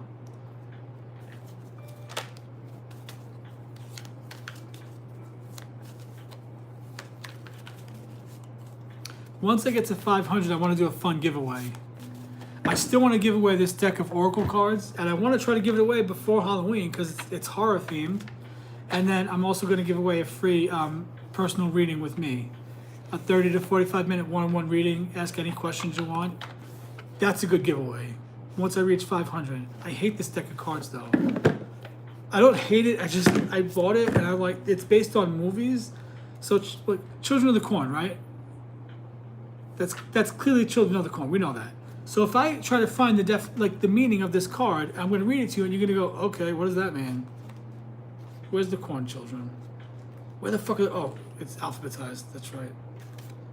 Oh, that's not Children of the Corn. Yes, it is. Oh, that's Children of the Night. All right, I guess I can't read. Give me 1 second. What the frick is going on here?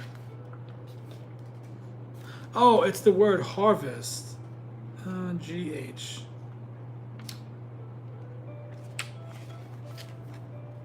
Okay, so the movie is Children of the Corn. The word is harvest. And it says, we want to give you peace. So if it's upright, it means working together can bring great reward. And if it's reversed, it says, when in conflict, as you sow, you shall reap. It says, sharing a commitment to a cause, especially one that might seem a little corny to an outlander, can really bring a group of people together. Sure, the temptation to demonstrate that you are the truest believer can turn to blood sport, with a cutthroat response to those of shaky faith. But if the harvest is good, it can all be worth. It can It can be all. Holy shit! It can be worth all the effort. I guess this one actually makes sense. So bad example, but some of them don't make any sense. Long story short, I want to give this away when I reach 500 subscribers on YouTube. The cards are cool though. They'd be good. They'd be fun to do crafts with. What the fuck movie is that? What movie could that be? Is that The Blob? Is that It? Remember that movie It? Or not It, The Thing? Is this The Thing? That thing growing out of like white snow or something? I saw so many creepy movies when I was a kid. I don't know what's real, what's not real, what movies actually existed, what movies I saw, didn't see. It's The Thing, right? It coming out of the snow, like the red thing. That was a weird movie. Who was in The Thing? Is that Kurt Russell? You guys remember Big Trouble in Little China with Kurt Russell? Okay, what movie is this? What's that? What could this be? Oh, we know this one. That's The Birds. Tippi Hedren. Look at Gizmo. I mean, they're cool cards. I just didn't resonate with them. They just didn't work for my readings. You guys remember Pet Sematary? Ugh. No, weird movies. I never liked horror. Why did they always bring me to horror? I never liked it. Guess, you know what, guys? I actually just saw this one. No, not this one. This is the one with Rowdy. You guys remember Rowdy Piper from the 80s? They Live. You guys remember that one?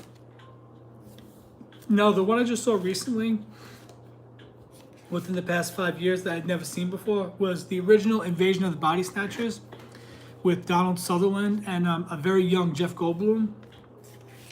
That was a good movie. That was a really good movie. Anybody ever see the original Invasion of the Body Snatchers?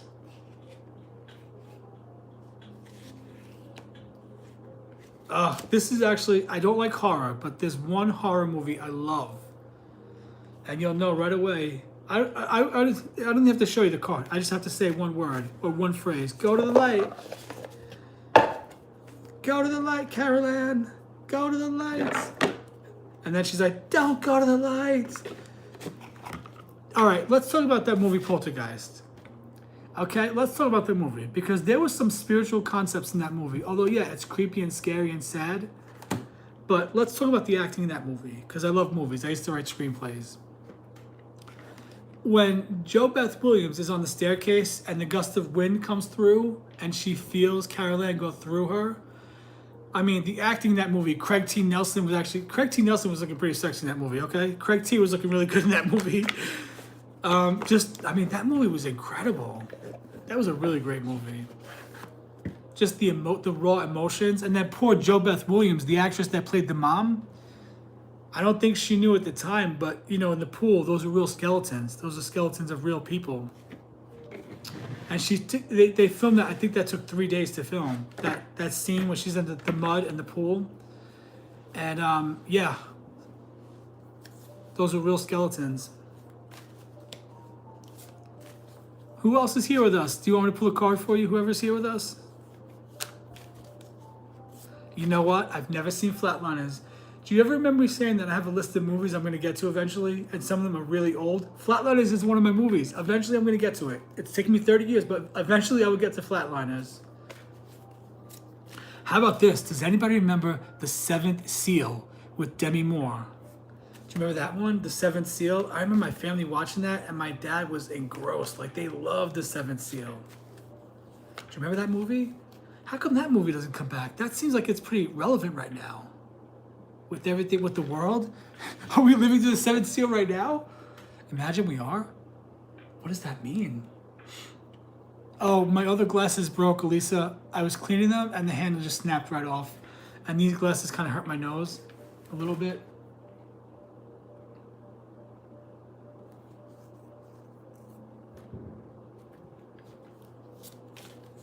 You never saw The Seventh Seal? Look that one up.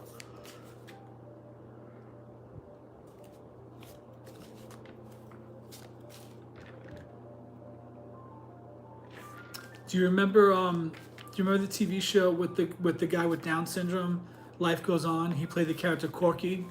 He's in that movie, in The Seventh Seal. It's like some prophetic movie, some mystical stuff, the world changing, the world ending, and Demi Moore is like on a race to do something, and that, that actor with Down syndrome, he's part of it. That was a good one. One movie my father watched a lot when I was a kid and I hated it was The Serpent and the Rainbow. I think as a kid it scared me more than it would now, but voodoo terrified me when I was a kid. That shit scared me like you would not believe. Ooh, still gives me the creeps.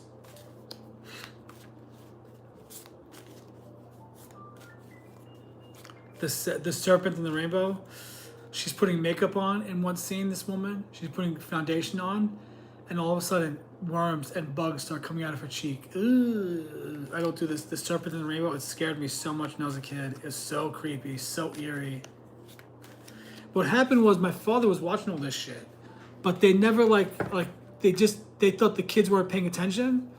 But as I'm floating, playing around the living room, going in and out of the living room, I'm seeing bits and pieces of movies that are scaring the shit out of me. 1, 2, 3 on the clock. So, yeah, I saw a lot of crazy movies. No. Yeah, no, I don't do that stuff. That stuff scares me. What do you think about Ouija boards?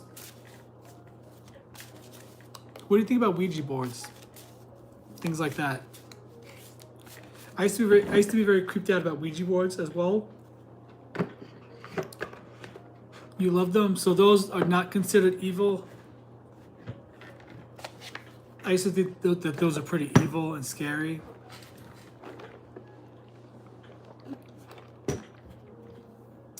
Parker Brothers makes them.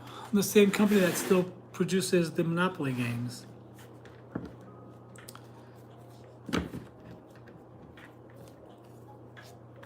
Who else is here with us? Welcome in. Would anyone like a card reading?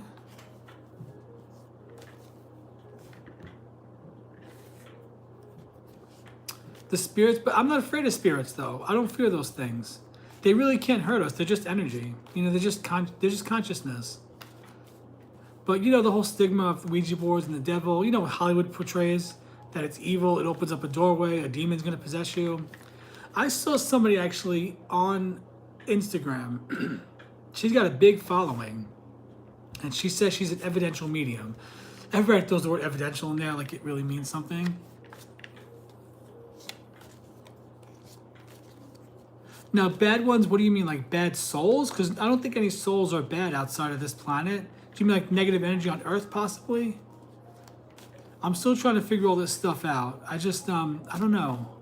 But anyway, this woman was saying she's a medium, and she was saying that she's quite literally possessed when she channels. And then I was like, yeah, no, I'm unfollowing you. Yeah, I need you to explain that more to me. I'm genuinely curious. I'm not trying to say you're wrong or anything. I'm just genuinely asking because I'm not sure what I think about all that stuff. Because my take is, if I believe that there's negative entities that can hurt me, then there's negative entities that can hurt me. But if I choose to not believe that because we're creating our own reality, oh, see, I don't believe in demons.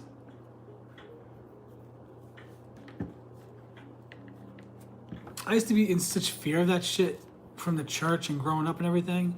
I just don't believe in that stuff. What's up, Jerome? Welcome in. Thank you.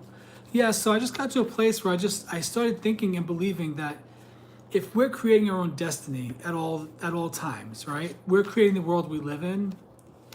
Then I don't want to create a world where there are evil things that can actually harm me because outside of Earth, there's nothing that can harm us.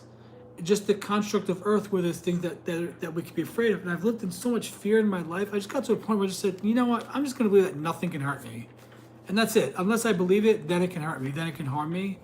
But I'm not saying that you don't. I'm just saying this is what I believe. You know how I would say, Lisa, you got to go with what you believe. I'm just working things out on my own as my mind and my consciousness open up.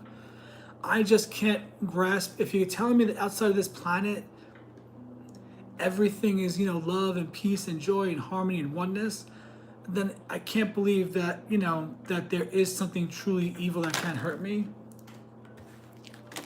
Plus, I faced off with that hat man that time. Jerome, remind me where you're from. And are you a tarot reader as well? Did you come over from TikTok? I feel like your name looks familiar, but I'm not sure. I think you've been on here a couple of times.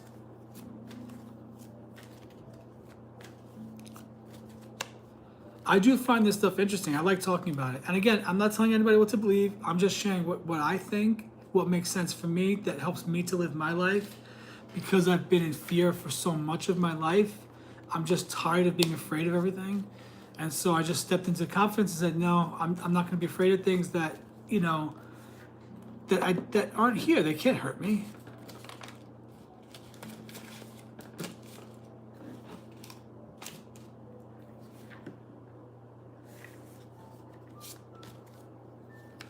You mean like, do you think that like there's actually like Baphomet, things like that? Those kind of demons? Those are the things I'm thinking of.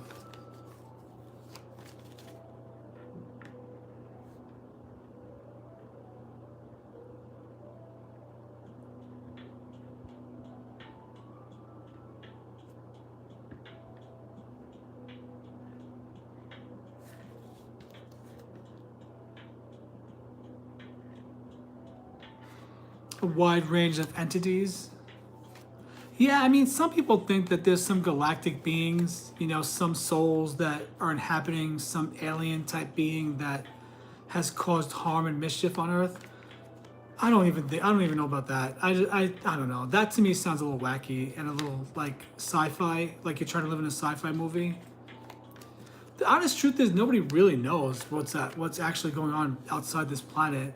Even the near-death experience people, they had a glimpse, but they didn't have everything. They don't have all the knowledge. They come back just as dumb as they were before. Just as dumb and human and stuck in the 3D as everyone else. Who the hell knows what's actually happening outside of this planet? I sure don't. I don't claim to either. All right, it's time to get these bracelets off. They're starting to annoy me.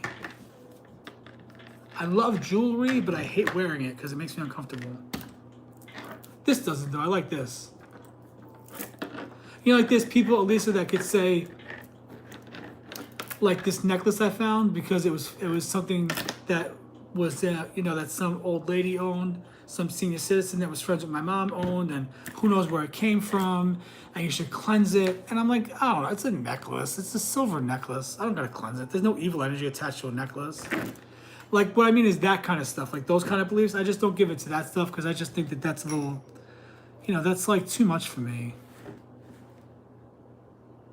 That's the key. That's what it is, Elisa. It's the use of the word evil. Because outside of Earth, there's like they say, source is not moral. Anything moral, what we deem as good, bad, good or bad, not good or bad, good or evil, is a construct for Earth. Like, we're determining that this is evil, that's good. But outside of the universe, with the source they say that created all of us, or the source that we all come from, there's no morality. There's no good, bad. There's just what you interpret this experience as. So that's what I think is. It's the use of the word evil that I'm thinking. I don't think outside of Earth anything is considered evil. You know what I mean? These topics are so deep, but these are fun topics to talk about. I love this stuff.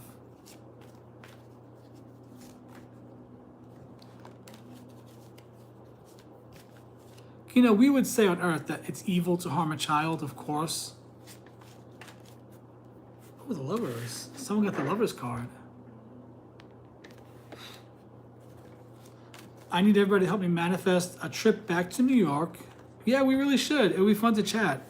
Or we can hop on Zoom or something one time. Do a reading and chat about this stuff. But I want you guys help me manifest. I want to see the Rockettes this year. I want to see the Radio City Rockettes because it's their 100th anniversary. Yeah, I'd love it. Start posting more. Start posting on TikTok. Or even on YouTube. Come on YouTube. Oh, Elisa, why don't we do this? Why don't I do my magic hour one day, and you can be my first guest, my official first guest, and we can just talk about this stuff like an hour and a half, and we just talk about it.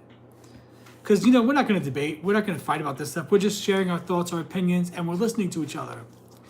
Wouldn't that be fun to talk about that? We could call it the Magic Hour, Spooky Tales, and other oddities. Yeah, you should be my first guest. We got to set up a time, and I'm not joking. We're really going to set up a time. It's very easy for me to just click invite guest or something right on here. Actually, I don't know if I think I have to do it before I actually go live, get it set up where I'm going to have a guest on. But I can do that, and let's do it. We'll talk about scary stories, things that go bump in the night. What do you think? What do I think? What's the truth? The truth is really neither one of us know for sure, and no one knows for sure what actually is going on and what's actually happening outside of this planet. A lot of it is just up to, we just don't know. We just don't know yet. We'll know when we pass on. I'll figure it out, and then I'll get back to you very shortly. But I really do want to do that. Oh my God, what am I yawning? Why am I yawning again?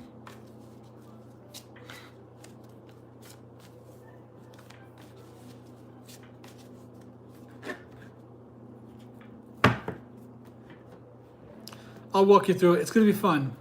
We'll come up with a fun title and everything, and we'll just sit and we'll just chat about this stuff. And we'll share our thoughts and experiences. And, we can even go live if we do it. If we're live, then people can ask us questions. That'll be fun. All right. I'm probably gonna hop off at 10:30.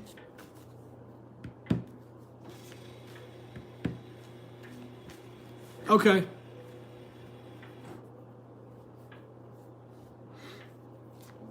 Before I go, whoever else is here, before I go, would anybody like me to pull a card for them? Let's pull one of these cards. I do too. I look forward to them.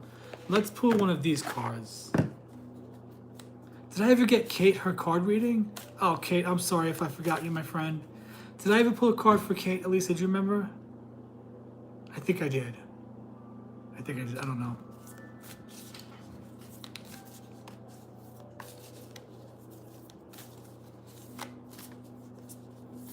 I don't know either. That's okay. She knows I got wrapped up chatting with everybody. She goes live on here as well. Empress of Tarot. She did a paid reading with me last night, and I pulled an oracle card, and in the oracle card, it was the lady character, which guess what? The lady character is the Empress of the Tarot, and her channel is Empress of Tarot. That was her mom coming through. This card right here. All All right, what do we need to know? Give us a good oracle message here.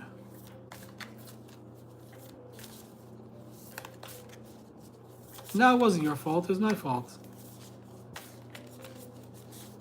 So the lady is the divine counterpart to the Lord. And the lady is known as the Empress of the Tarot.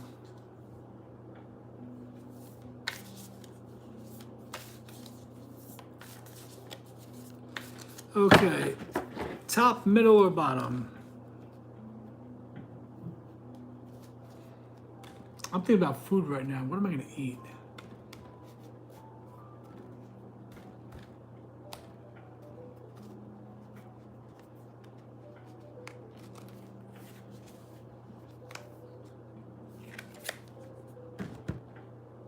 Mountains. I know this card. Stand your ground.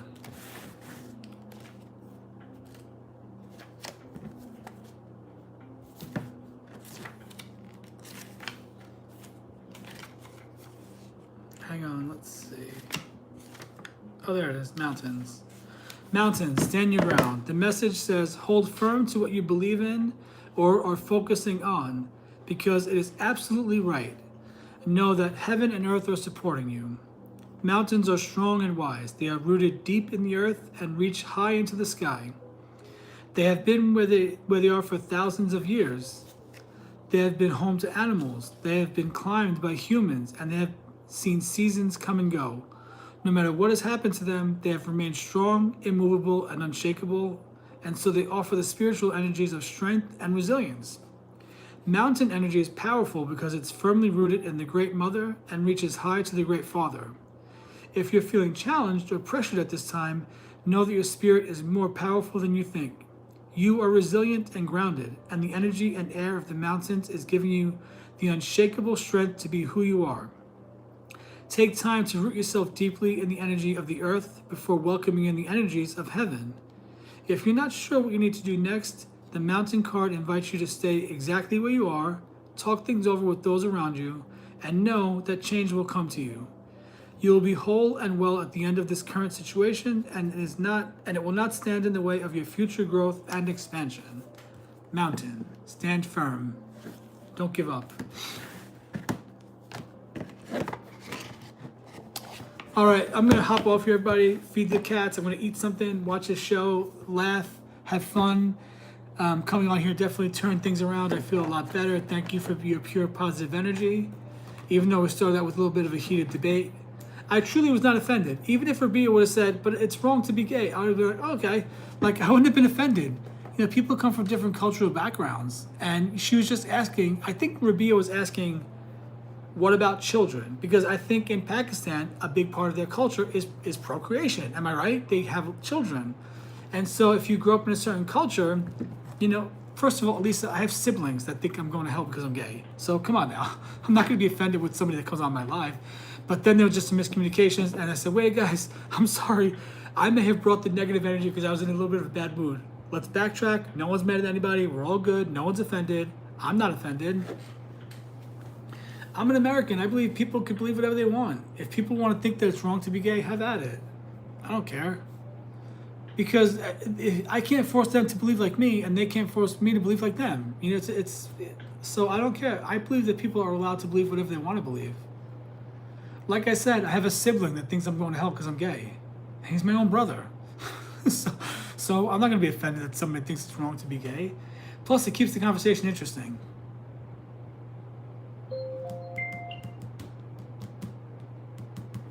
All right, I'm gonna hop off here and attend to the kitty cats. Elisa, I'll be back tomorrow. I've decided though, I'm not gonna come on here on Sundays. I'm just gonna do a Monday through Saturday thing, and then Sunday's gonna be a day off from the lives. It takes a lot to come on here for 3 hours and keep the conversation going and all that stuff. All right, my friends, whoever else is here with Elisa, good night, everybody. Have a wonderful night. Remember, guys, we have the magic within. Even though life can be tough, we still have the magic within. We just have to tap into that magic. Good night, Lissa. I'm sending everybody good, pure, positive energy. And everybody that's on here, I'll see you guys tomorrow if you're around. Take care. Have a nice night, everybody.